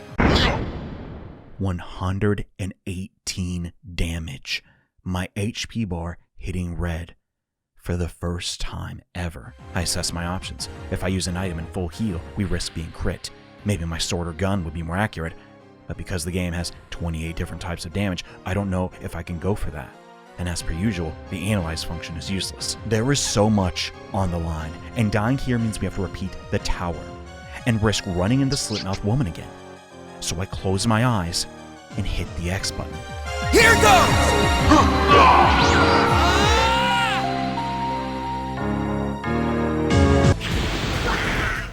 The battle ends. In any other game, this would have just been a minor annoyance, but within the confines of the Max Ambrosia challenge run, forcing us to play as quickly as possible at such a low level, even a measly random encounter can snowball into these moments of tension. But with our allies dead, we now have a tough call to make. Do we go down to revive them, or keep pressing up the tower and hope we can do it solo? We are at a crossroad, and it really sucks. They could have really just included a pit that takes you to or near Tartarus, but the Snow Queen is considerably harder than the base game. And I guess that's the appeal, so no more hand-holding. This is the real Atlus dungeon design experience, for better or worse. Believing in our friends to be somewhat useful, I walk all the way back down to floor 2 and return the team's personas, and retrace my steps, more than enough in the process. Things were tight before, but now there isn't any room for mistakes or detours. Oh, this is cute. But it's not my size. I mean, gotta dress for success, right? We spend all our cash on designer clothes for the main character and grab his best gun, so we don't have a repeat of that doppelganger scenario. After checkout, we have our second encounter with Yuriko, who has another game for us. This time, what's in the box? In one, a mirror shard, and the other, instant death. Well, not really. Yuriko will pretend to be the Snow Queen and say the clock has run out, but it's all a gag. You still lose the mirror shard though, but you don't need all of them to beat the game, just 8, so there's a little wiggle room. There's some close calls, but we make it to floor 7 with everyone alive. Through the boss door, we only find Yuriko and her collection of great ape skulls. She compliments the girls in our party for their good looks and asks if they'd want to die to preserve them forever. Perpetual beauty, forever, and an empty void to decorate however you like. You drive a hard bargain, Yuriko. The Tower Guardian seems like she's all smiles, but nobody can be happy forever, let alone in this dump. So with the two parties at an impasse, the only way forward is to fight, as Yuriko becomes death itself, Thanatos, a big departure from her normal appearance. Do it! Leave it to me!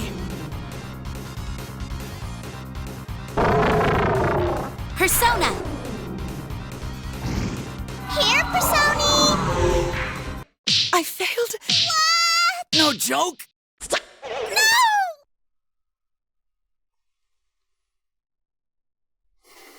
Turn 1, everyone dies but me. Great. But with a level difference and all the gear we bought, we're not invincible now. It takes a while to churn through all of her HP. She gets a boost if you do this tower first, but without being able to land a spell on us, we cheese our way to victory. And thank God, because it may have sounded like I was exaggerating, but this crap is extremely stressful because per attempt, it takes 2 hours, and I did not want to do all that crap again just because of some doppelganger nonsense. In the post-battle scene, Yuriko opens up about how much she hates the Snow Queen for tricking her. Her life before starring in the play was great.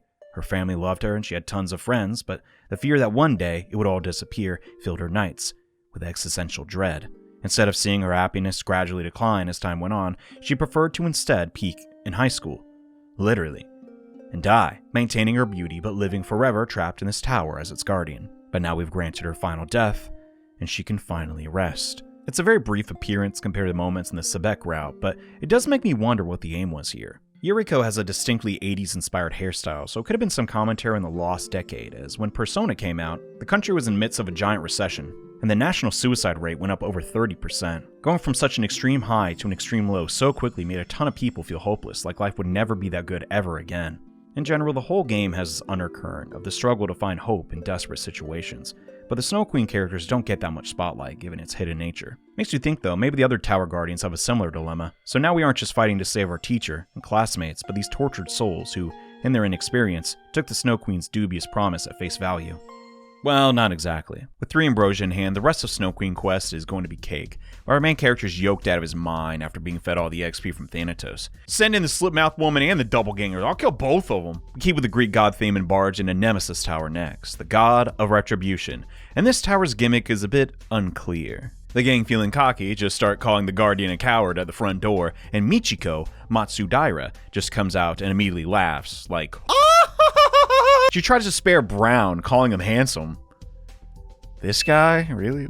But he nearly barfs at the idea of it, saying, And his words, not mine, this is actually in the script, I'm going to beat the crap out of you. I'll take that ugly face and make it uglier. just doesn't even try to go along with her, you know, like backstab her later. What is with this party and being confessed to? We are the rudest people on the planet. Michiko doesn't enjoy this comment, but confusingly, she lifts the time limit on the tower and encourages us to take as much time as we need. Does she enjoy getting degraded? I won't kink shame if it ends up helping us, alright? Further into the dungeon, we open the door to find a disturbing sight. Demon Boy and Kenta being tortured in comically stupid ways. But even after seeing this, Ayase, still having not learned her lesson, doesn't want to save them because they are nerds. Michiko agrees with her. These two should be punished for the crime of not being conventionally attractive. The only way to free them is if we get the cuff keys from her at the top of the tower. But if we rush to her, we'll miss the mirror shards and the secret to beat her found in the basement. We need to save Teach and the boys, so we got a real trolley problem on our hands. However, I am completely checked out after the last tower and forget which direction she tells me to go for the mirror shard, so I accidentally speedrun to the boss. Oops! Turns out, Michiko attempted to deceive us. There being a mirror shard in her tower wasn't a lie per se, but to get to it is a huge hassle that will eat up tons of our time. And wasting your time makes Michiko stronger here, along with her moving her boss room higher and higher up the tower. So it was all a test of our morals. Make the hard, selfless choice and help the others, or help ourselves. But I was too stupid to be tricked, I guess, because I got to her boss room in 20 minutes and we fight her in her weakest form. It seems like I'm skimming over a lot, but no, Michiko is just a snob who bribed her way into the Snow Queen role, but couldn't win over her classmates who hated her attitude. She doesn't even regret being killed by the Snow Queen. At least Yuriko gave us something to chew on, but Michiko is as one-dimensional as it gets, fitting for what is basically a mid-boss. And her tower trick only works one time, because what happens if I take too long? Oh, she's buffed. Well, you can just reset the console and go the other way. It reminds me of If with the shaky execution of a theme. It may seem like she wins in the end as we couldn't get the other mirror shard, but if you talk to Kenta after the tower, he's like, hey, I tried to eat this, but It cut the inside of my mouth, so you can have it. So saving the boys gets you more mirror shards in the long run, making our current total 9. But you still need to clear out each tower to advance, so finishing Hypnos Tower is just a formality now. But don't let your guard down, because somehow we went from the demon world to London, and I'm not sure which is more dangerous. Inside Big Ben, we find people from school who got dragged in here, unharmed but all sleeping. Because Hypnos is the Greek god of sleep, if that wasn't clear. On the same floor, the squad finds this weird gate, and the team isn't sure if they want to go in or not, but Philemon just spoils the surprise and spells it out for us, because this game was made for grade schoolers. Hypnos has trapped everyone in a dream world, and this door takes you to it. And like, obviously, you're going to go in the door. It's a dream world. This isn't even a trolley problem at all. And I love this place. It's got the goofiest music imaginable, and you see these really unimportant side characters' desires in full view. The vice principal is fantasizing about being the principal, and it's just kind of sad. Meanwhile, Miss Uishi's having a nightmare that she'd have this clown as her boss. Nurse Natsumi's fantasizing about being able to keep a man for longer than 2 weeks. And Tadashi and Tamaki are... I don't even know what this is. I mean, they're confessing their love to each other, but it's not like funny or anything. They're just a sappy couple. And look, we just gotta talk about this. Tamaki, like many of the other characters in Persona, are based on real people. Heck, almost all the characters are. Mark's based on the director. Kench is this poor guy. Oh god, that must suck. And Reiji and Yukino have their likenesses modeled after movie stars. Loosely, anyway. Who's Maki, you might be wondering? It's a good question. I wrote it down here somewhere. Oh, right. She's modeled after a porn star.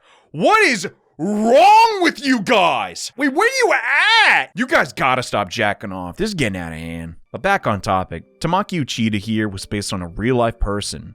Yuki Uchida. Remember she gave us that rapier? Yeah, that was because the real-life girl practiced fencing when she was in high school. She isn't just a reference, she is her. And to make matters worse, Satomi Tadashi is writing a scenario in which they both profess their mutual love to each other in a video game. And every time I get to this part, it's the only thing I can think about. It's one thing to be a fan of this celebrity, but to include something this weird in a commercial video game is really creepy. I don't care how you look at it. Maybe it was intended to be self-deprecating, but it really creeps me out how much dialogue in this game is dedicated to this crush on a girl he probably never even talked to. It also doesn't make any sense. Like, this was a character that already existed and had no name. So he just grafted these qualities onto a pre-existing character from a game he didn't even write for. He didn't create Tamaki, this guy did. I don't know what was going on in his head when he put this in the script, but nobody at Atlus stopped him or thought it was a bad idea. So this inclusion is permanently attached to this game, and Satomi's reputation still hasn't recovered. Anytime anyone talks about this guy nowadays, it's in reference to this drama, and on one hand, I'm guilty of doing the same, but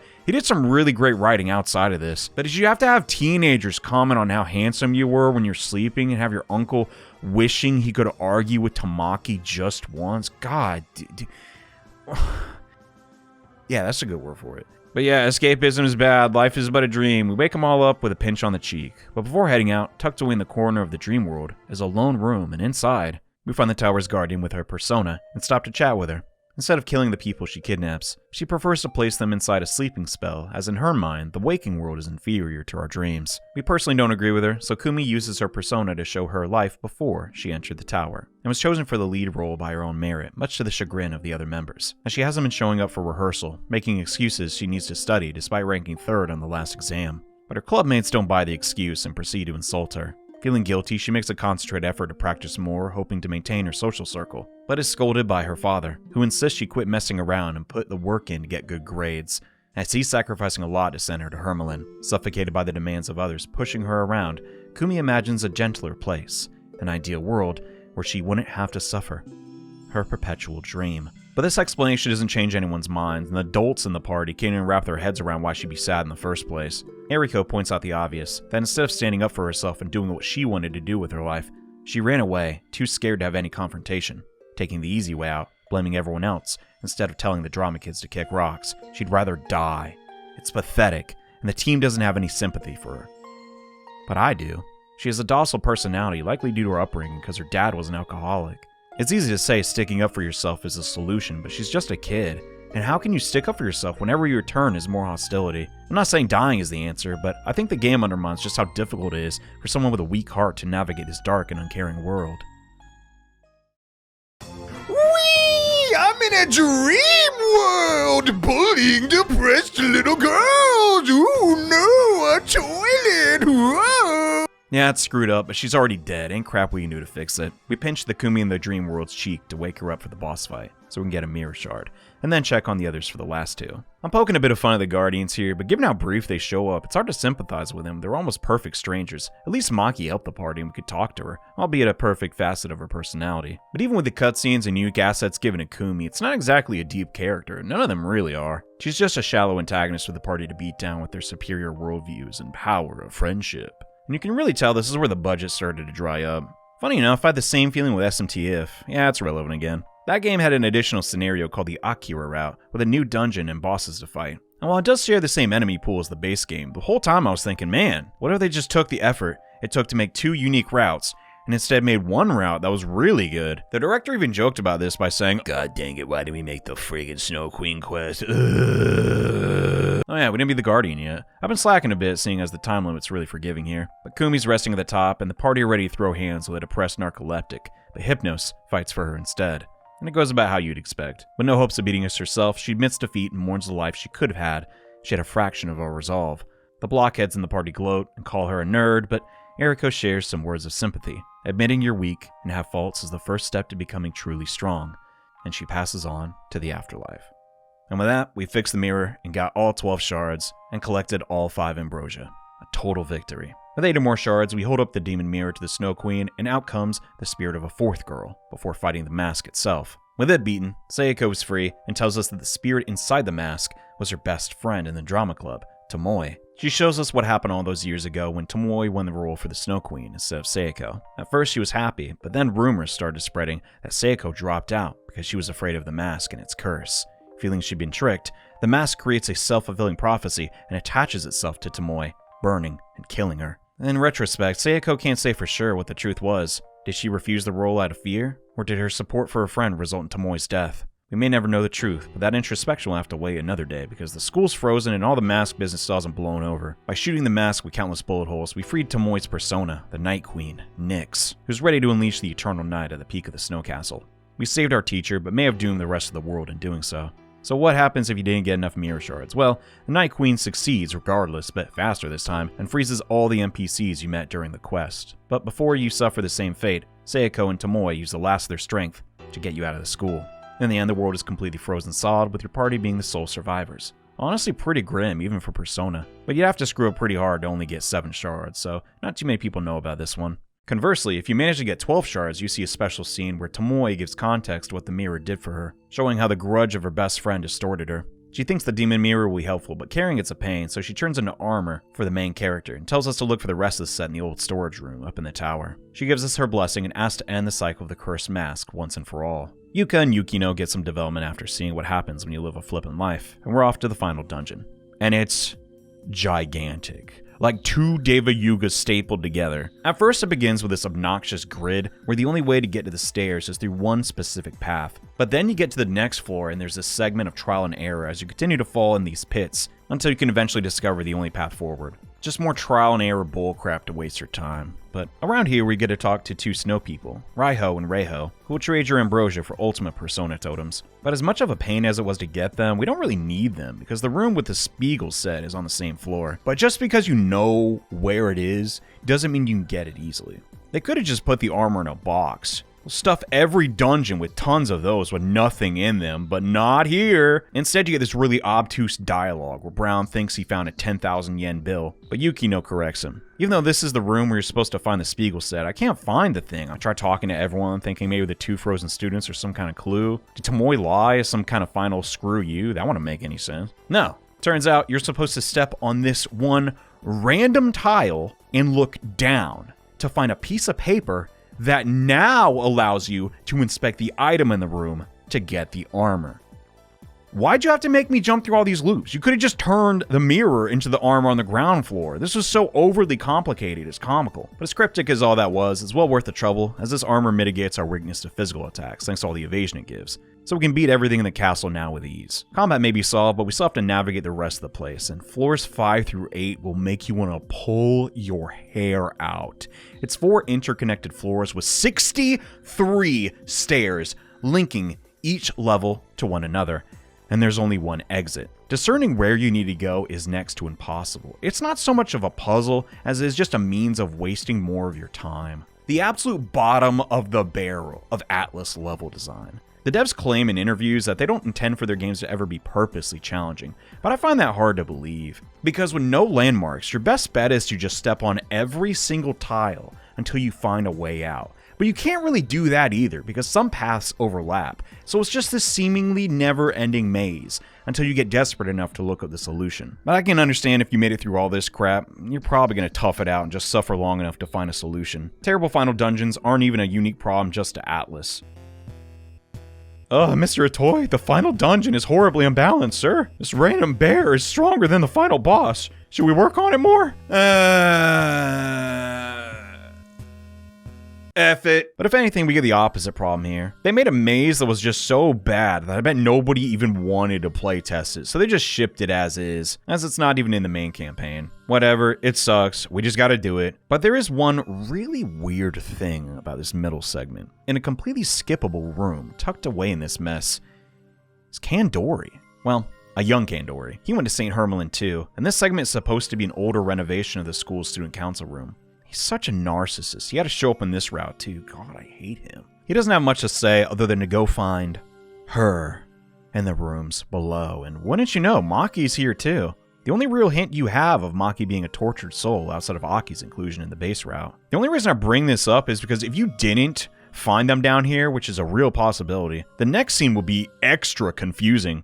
After beating the hardest puzzle in the game, stairs, we peek behind the stage curtain and find Nyx. And out of nowhere, Maki and Kandori come in with the assist and fuse with the Queen of the Night, bolstering her power and becoming Queen Ashura. How many forms does this mask need? God dang. But while Pandora was the hardest Mega 10 boss on release, Ashura might be one of the easiest. With our current loadout, she can't actually damage us. The most anticlimactic final boss I've beaten in recent memory. With their plans to use the Night Queen as a shortcut halted, Kandori and Maki flee the rooftop and hint at executing an alternate plan in the Sebek route, as the school thaws out and the eternal night never falls. But the group aren't done fighting, as seeing the masked girl who resembled Maki has got them concerned, so they head back into the city to find her, feeding the narrative back into the Sebek route in a nice little loop. As much fun as I had with the challenge of doing Thanatos Tower first, that alone was enough to justify a playthrough of the Snow Queen quest. With the spotlight primarily given to the game's combat, the holes in the system become all the more apparent.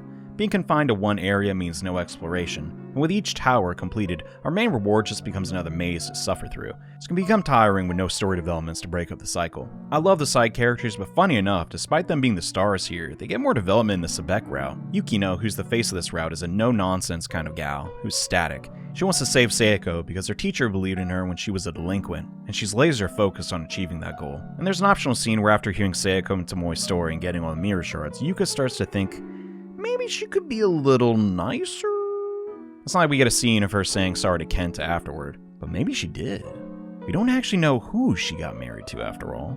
The intention to explore Hans Christian Andersen's play through a Megaton lens was admirable, and there are themes of overcoming adversity for someone you love, mirroring Yukino's devotion to Seiko, but there just isn't enough text in the game to get that message across without digging for it, and even then, some of it's hidden behind 100% completion. Maybe you disagree and love Persona's battle system, and want even more boss fights. Well, as it turns out, Persona's PSP version did add some optional fights to unlock after the credits roll in both campaigns. Additional floors added to the ruins in Sebek and Devil's Peak in Snow Queen. These are normally dungeons you can grind in and recruit demons you missed in previous areas. The bosses aren't too much to write home about, but at least after all these years now, there's technically something to use those ultimate personas on.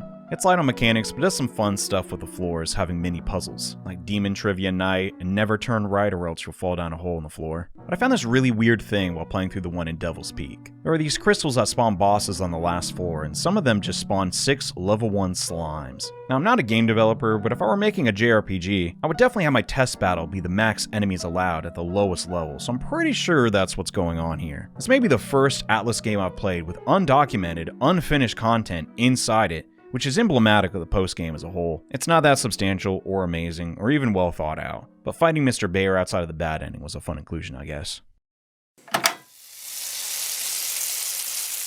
Oh hey, the laser's working again. I almost forgot we set that gag up. Well, why don't we check out the PlayStation version now that we can actually play it? Everyone who's heard about the original Persona likely knows about the subpar international release, Revelations Persona. Back in the day, Atlus USA lacked a flagship series, as bringing over the Shin Megami Tensei franchise with all its occult imagery and pixelated nudity into a country that just experienced the satanic panic wasn't going to fly. But Persona was a different story entirely, and their best chance to get a foothold in the promising Western RPG market. But infamously, during the localization process, the names of demons and characters' races were changed to be better suited for the player base in the States, and this really rubs people the wrong way when looking back at the game. It's the first thing people bring up when talking about Revelations. They're just flabbergasted that these xenophobic Americans wanted to erase all traces of Japanese culture from their Japanese video games. But here's the thing. Guess who told them to do this? It was this guy, the director, who wanted to make as much money as possible and have their product succeed, so he gave them the okay to make these adjustments. So I challenge the notion that this was a rash or stupid call to make. They were localizing a contemporary RPG as their first major project, and there just wasn't any precedent for that kind of thing yet. Pokemon hadn't even hit the States yet, and its closest analog, Earthbound, didn't really need to change as much given its setting was already fairly Western. All I'm trying to say is don't take this one decision as an indication that Revelations Persona was some hack job. They were breaking new ground in a budding market, and besides, it can be kind of fun to look back at this nascent series in retrospect. Maki becomes Mary, makes sense. Brown is now Brad, changing his entire character dynamic.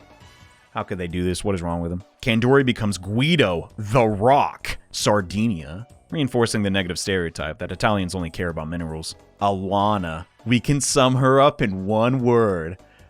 Bimbo. Jesus, what is wrong with you guys? She's not even that pale. Oh yeah, Mark is black now. This is the one that gets talked about the most. This is the biggest change, but it's an alteration that at least has some logic behind it. His initial persona is Ogun, a Nigerian warrior god, but this decision did have some unintended drawbacks. The scene with his mom in the mall, well, they could adjust Mark's sprite slightly anyway, but they couldn't do the same for Miss Inaba. So now she's just his mom's friend, asking him to go shopping. And unintentionally funny crap like Nate asking Reiji if he's one of his homeboys. Like, what did he mean by this? There's just way too much pearl clutching over this topic. Nobody got upset. The director even praised this localization in retrospect. Konica was proud enough to display these redesigns in his art books, and some American kids got to see characters with the names they could actually read for once instead of ridiculous fantasy names like Sir Gay, Butts, Mario. On the contrary, this is the thing that bothers me the least about Revelations, as even for its time on a technical level, there are some rough edges that prevent the game from being an all-time classic. Summoning your personas, the namesake of the game, a single time on original PlayStation hardware takes just as long as a single battle to finish in Shin Megami Tensei, and that is just not okay. This isn't just a criticism because I have no patience and can only play modern games. They were complaining about this too on those messenger boards, so even for the time, it was way too slow. Good God, the map's first rendition is massive, and while extremely detailed, the consequences of this is that it becomes a chore to navigate. Every single home in this town is the same shade of gray, because the HOA here is ridiculous. And while it's immersive, you can slide in between alleyways and you have to wait for the cars to cross the street. It just takes way too long to go from one side of town to the other, just like in real life. Menus get a bit frustrating here too, as nothing in-game tells you what weapon or gun goes to which character, or when you create a persona who has good compatibility with it. The information was instead included in the game's sizable Japanese game manual, but no such luck for the States. The Western branch had no clue how well this game would sell, so they're a bit conservative and didn't make a 90-page full-color manual, preferring to go for 60 pages in black and white that lack critical information to enjoy the game. But don't worry, a cool hint book's on the way. The outcome of this being you have no clue if the persona you just fused can be summoned by anyone on your team until after it's been created. Or you buy armor for a party member and it turns out they can't even wear it. Little annoyances like this are abundant in Revelations version, and it can irritate even the most patient RPG enthusiasts. I mean, half the game's content's missing. Over 300 different monsters to battle with, 100 hours of pulse-pounding gameplay, fight your way to one of many endings. It's actually impressive how many lives they can fit on one box. Yeah, the Snow Queen quest isn't in this version, so the line about there being many endings is just patently false. Some say the Snow Queen was cut to get the game ready in time for Christmas, or Atlus USA removed it because it was too hard. My personal theory is there's a giant penis at the start, and the ESRB were not going to like that, so it was made inaccessible. You can still see a cutscene of the school surrounded by 3 towers, which must have been really confusing with no context. But I will say one thing about Revelations. Its translation, which is often the point of mockery, is not that bad. I get where this sentiment comes from. The literal second dialogue box in the game uses the wrong your. So, it's not a good look. Outside of some fringe cases, Revelations is a serviceable localization, especially for its time. Nearly every game from this era has a rough translation, but because of the spotlight given this version's other localization changes, the text is given extra scrutiny. But when you actually sit down and play Revelations Persona, you'll find these oddities are cherry-picked examples, and not found on every screen as you may be led to believe. Instead, I'd like to direct a more charitable perspective to the 4 individuals tasked with translating this voluminous RPG on such a tight deadline. Some errors were inevitable, and this isn't an issue exclusive to Persona. But blunders there are, and some of them are really funny. So I won't come over the entire script. Here are a couple of amusing mistakes I came across during my playthrough. When you're ready to leave the school through the hole in the wall, Alana will ask, "Hey, you're going already? You're going to Seebeck, right?" And your options are, that's what's intended, and that's not what was intended. It's stilted and weird. Just say yes or no. Nobody talks like that, dude. Loosen up. Stuff like this confirms my suspicion that they had to translate everything without seeing the context of it in-game, which is pretty common, and can lead to cases like this one. And speaking of Seebeck and Kendori, his personal guard in the Deva Yuga, the Men in Black, get renamed to Black Men. And their subtype, which should be metahuman, denoting they're stronger than a normal person and can't be negotiated with, has instead been localized to Superman. Lots of the enemies are like this, actually. Check it out. We got Fugly. I wonder what that's short for. Polar opposite, Babe. Yogg-Sothoth Jr. becomes Yoga, just Yoga Jr. And this guy, well, he's a weirdo. It's kind of mean-spirited. That's my friend you're talking about. Watch it, buddy. It's likely these demon names were changed to avoid any controversy with parents, as when removed from the context of previous games, they're just monsters to beat up, and their real-world cultural backgrounds are not mandatory to negotiate with them. Similarly, Personas receive the same treatment, discarding their original identity to become generic monsters like Remy and Ugh. But funny enough, the Demon Prince of Hell, Lucifer, the figure you think would generate the most controversy, is left in the game completely unchanged. But I wager nobody ever actually obtained him, as he's exclusive to Reiji and you need to grind to the level cap to create him, which isn't easy. During one of my playthroughs, I needed a new sword for Nate, so I did some gambling. The weapon Dark Sword cost a whole lot of chips, so chances were high it'd be worth using. But imagine my shock when the item labeled Dark Sword was in fact a spear, which can only be used by Brown, who I did not have. There's an allegory for the dangers of gambling somewhere in there. Along with the Dark Sword, which isn't actually a sword, one particular item caught my eye. Nipple.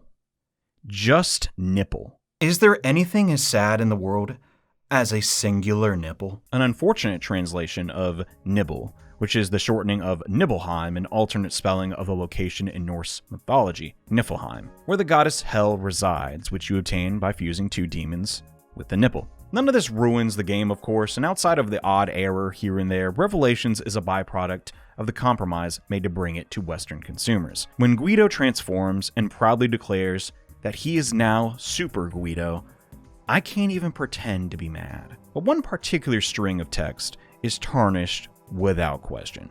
When the ideal Mary has her encounter with her true self inside the Sea of the Soul, the zenith Persona has been building to, I can hardly comprehend what these 2 characters are trying to say to each other. Revelation fails at its most crucial moment.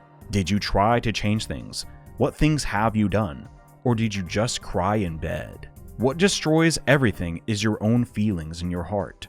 Sounds like she's victim blaming herself, which kind of is. To sum it all up, yeah, Revelations Persona isn't the ideal way to play, but neither is the re-release. Persona is a unique case where, at least in English, we still don't have an ideal way to experience this game. Each version has its own unique drawbacks, but if I could only play one, even with all its faults, PSP is my preferred way to play. The quality of life improvements are just too numerous for me to ever want to return to the PlayStation release. Despite how quickly this version was rushed out, they improved a very dated game by letting you abridge combat animations, included more saves, and shortened some of the labyrinths, introduced new items like emergency exit and clean salt, and display vital information on the UI like Persona compatibility and spell ranges, that I can overlook some of the shortcomings like the nerfed sound and inferior menus. It's far from a flawless gem, but in despite of its many faults, Persona has an undeniable charm that keeps you engaged and wanting to see how the events of the game play out. And while I think we have enough remakes of 90s RPGs already, I would like to see a definitive version of Persona that ironed out some of the technical faults so this game could be remembered,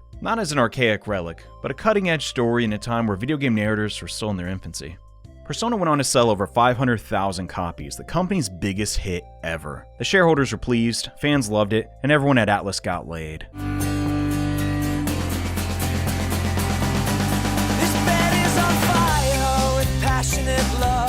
and a wave of optimism hit the studio. The underdogs who came from nothing managed to come together and create real art, and now they would dominate the console RPG market for the foreseeable future. I mean, really, the sky's the limit. I bet Persona 2 could sell double, maybe even triple. And you know what? I bet this recession won't even be that bad. Oh hey, Square's almost done with their next game. Let's see what they managed to put out. Oh my god!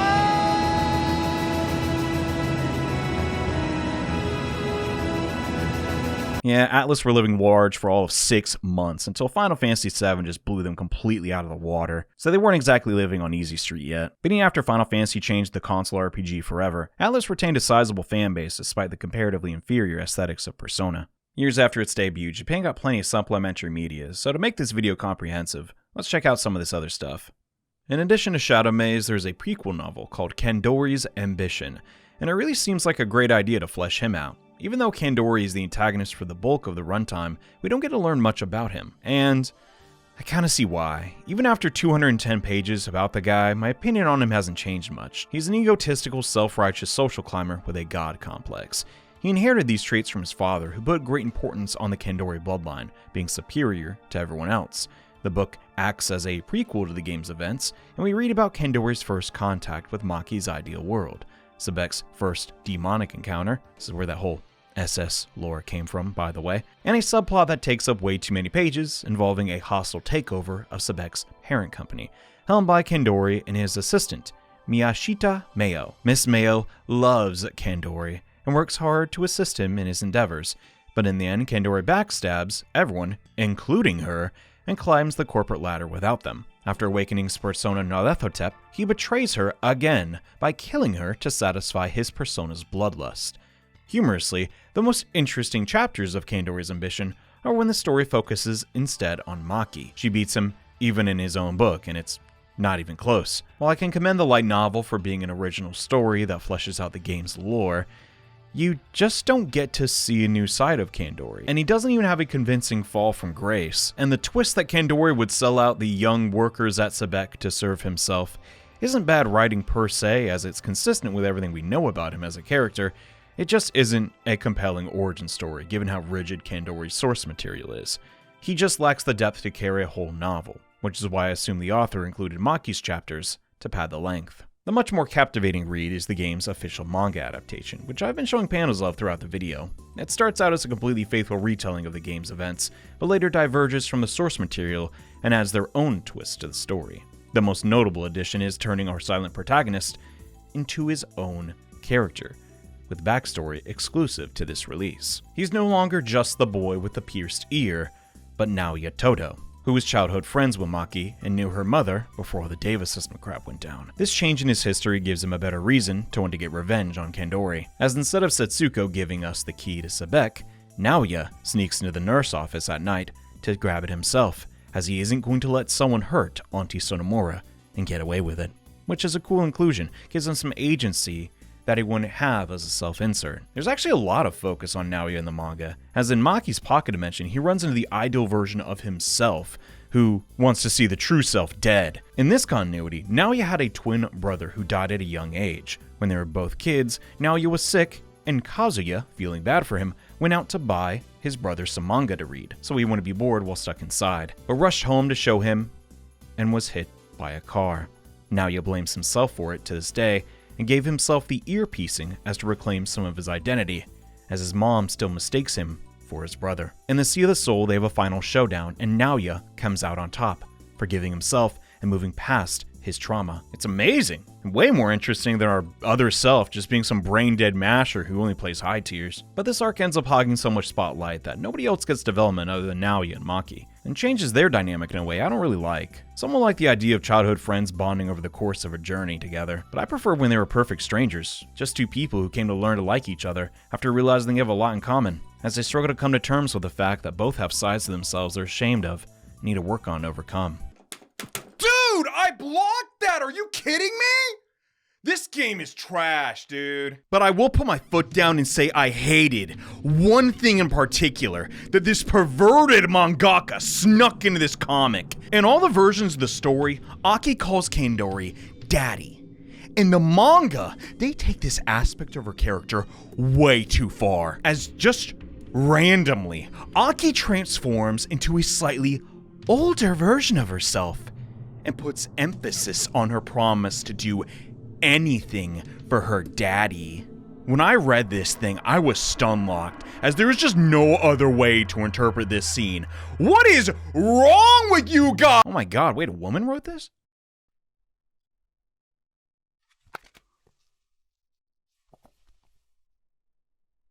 Huh. Well, the truth is, Maki's daddy issues are just a facet of her character, and have been the whole time. So it's actually Satomi's fault. Yeah, those good dreams she was having at the start, I'd rather not know the details. It blows my mind that the first heroine of this franchise, debatably its most important character, has an Electra complex. And I guess they just wanted to get some Freudian concepts in there, but really, Maki, this guy? If you're gonna start coffin snatching, you need to get better standards. Like the majority of manga though, the paneling doesn't maintain a consistent quality. Towards the end, each panel ends up just being an illustration of the characters' faces with little to no backgrounds. And the final showdown with Kandori concludes in a really weird way. Nanjo just ices the guy, and it's not really even clear how he does it. Personas just shoot magic at each other for the most part, so it can be hard to illustrate fights with them, other than generic energy waves.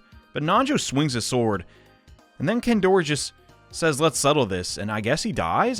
I've read this like 10 times, I still don't know what's happening. Making a manga is a ton of work, and I don't want to belittle them. Making this thing as long as it was, with this quality of art, with an original story, is just unheard of for a video game adaptation. So it's no wonder this manga has so many fans. And they put in work where it counts, as the climax of the comic has these full-page spreads at the end, with Pandora's final battle being extremely detailed and very satisfying to read. A common sentiment is that the manga is the superior way to experience the game's story, but that argument is riddled with holes. There are two completely different mediums with major differences, and yeah, the base game isn't perfect without Shadow Maze, clearing up some confusion, but the manga doesn't do a good job of convincing us of Maki's sorrow either. Also, one version has Satomi Tadashi's pharmacy karaoke and the other doesn't.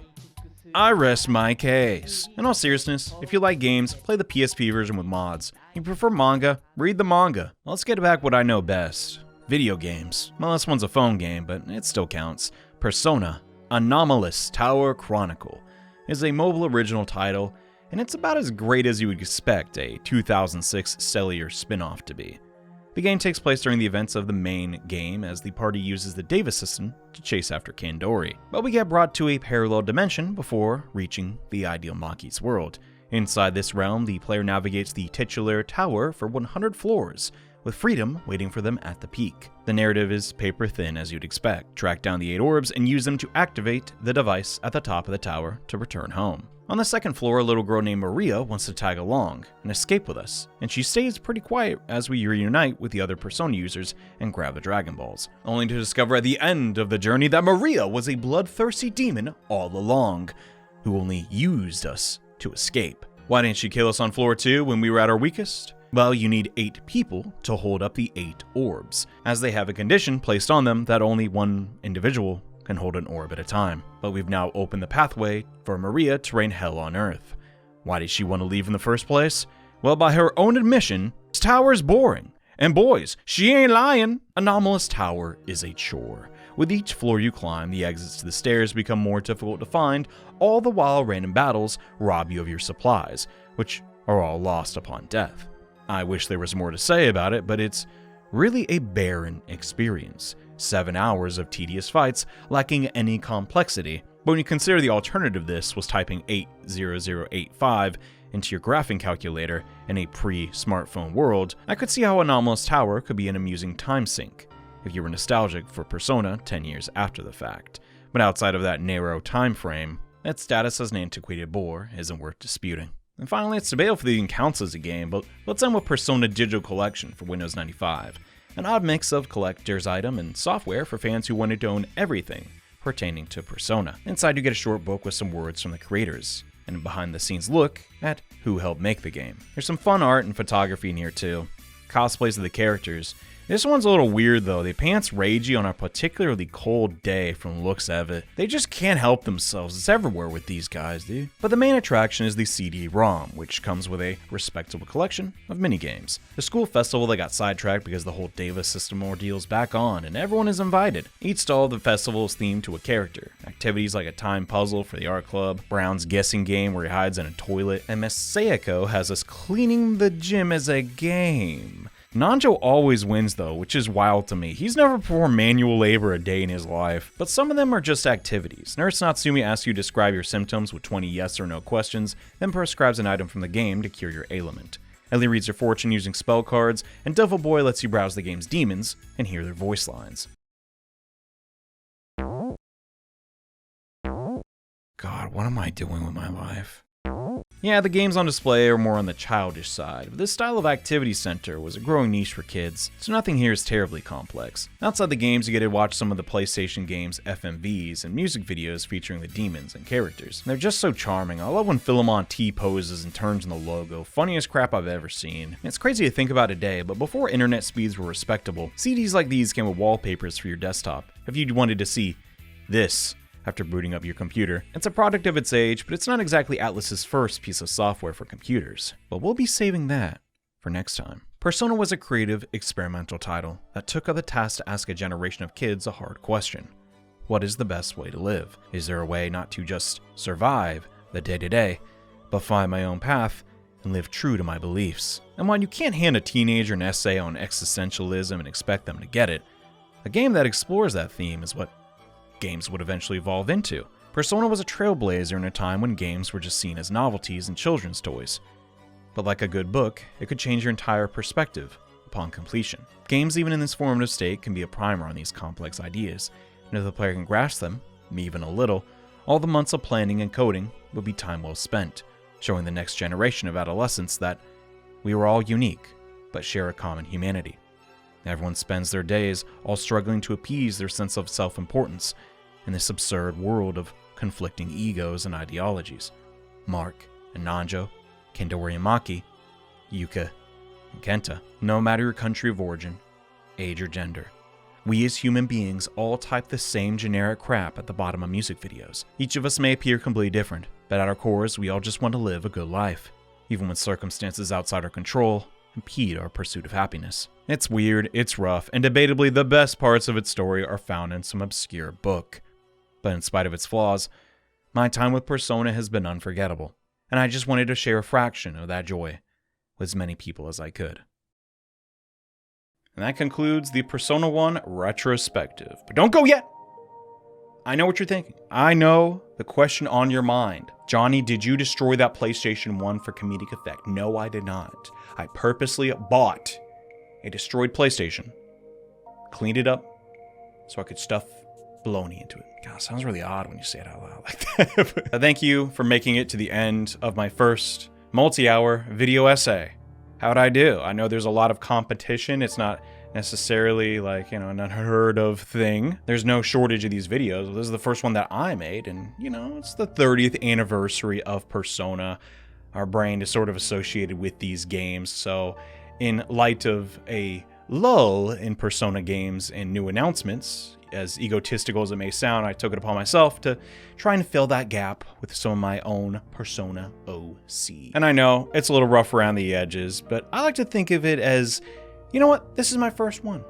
This is the worst they're ever going to be. It's only up from here. The second question on everyone's mind, other than the, baloney PlayStation thing, is will you cover Persona 2, Innocent Sin, and Eternal Punishment? And yes, I will, but it's a stretch goal. I know this seems evil, but yes, I'm holding Persona 2 hostage. I kind of have to, y'all. Making this video took a lot of work because, Persona 1's aesthetics, they're kind of hard to work around. The screen dims every time a character portrait's on screen. That's super hard to edit around, so we had to make this one a bit over-edited to compensate, but just the sheer nature of covering Persona 2, I'm going to need to hire an assistant editor to do some of the grunt work. It's just the way it is. I'm just the messenger, okay? But till we hit that goal, I'm gonna keep reviewing other games and try and make this video essay thing work. But I get it, it's a pain to go to another website. What's in it for me, Johnny? Well, I have a free video over there. That's right, I couldn't fit every single thing I wanted to talk about into this video as it'd just be way too long. So over on Patreon right now, there is an extended cut / postmortem / kind of director's commentary, essentially a bonus video for everything that I couldn't fit into this review without absolutely butchering the pacing. If you can't pay, no sweat, it's just there so I can kind of just get more EXP, talking in front of the camera, and give people a reason to actually go over to Patreon. Patreon is a godsend for creators. Now that there is an influx of slop on this site, I'll just say it straight up. We don't get paid what we used to. Competition is fierce, but I'm not giving up. And I need your financial support so I can keep buying more props. I tried to return it. I said gently use. I touched it with a glove. They're like, no returns. But in all seriousness, Patreon lets me do wild, crazy things. It lets me spend a whole day animating a fight scene between the main character and a shadow. And I'll say, you want to see Persona 2? You know what you gotta do. And before we go, I just want to give some special shout outs to the people that made this possible. All my current patrons who you've been seeing as, and Quantum_Dog for assisting me with writing the script and just kind of relaying all his information about Persona 1's inner workings and on a system level, what's going on under the hood. I want to also shout out our graphic artist, Lynn CPK, who made our thumbnail, and we're like, oh my god, that thumbnail's so good, now we gotta freaking make the whole video, god dang it. They also contributed to my favorite joke of the video, their 3D work, check them out.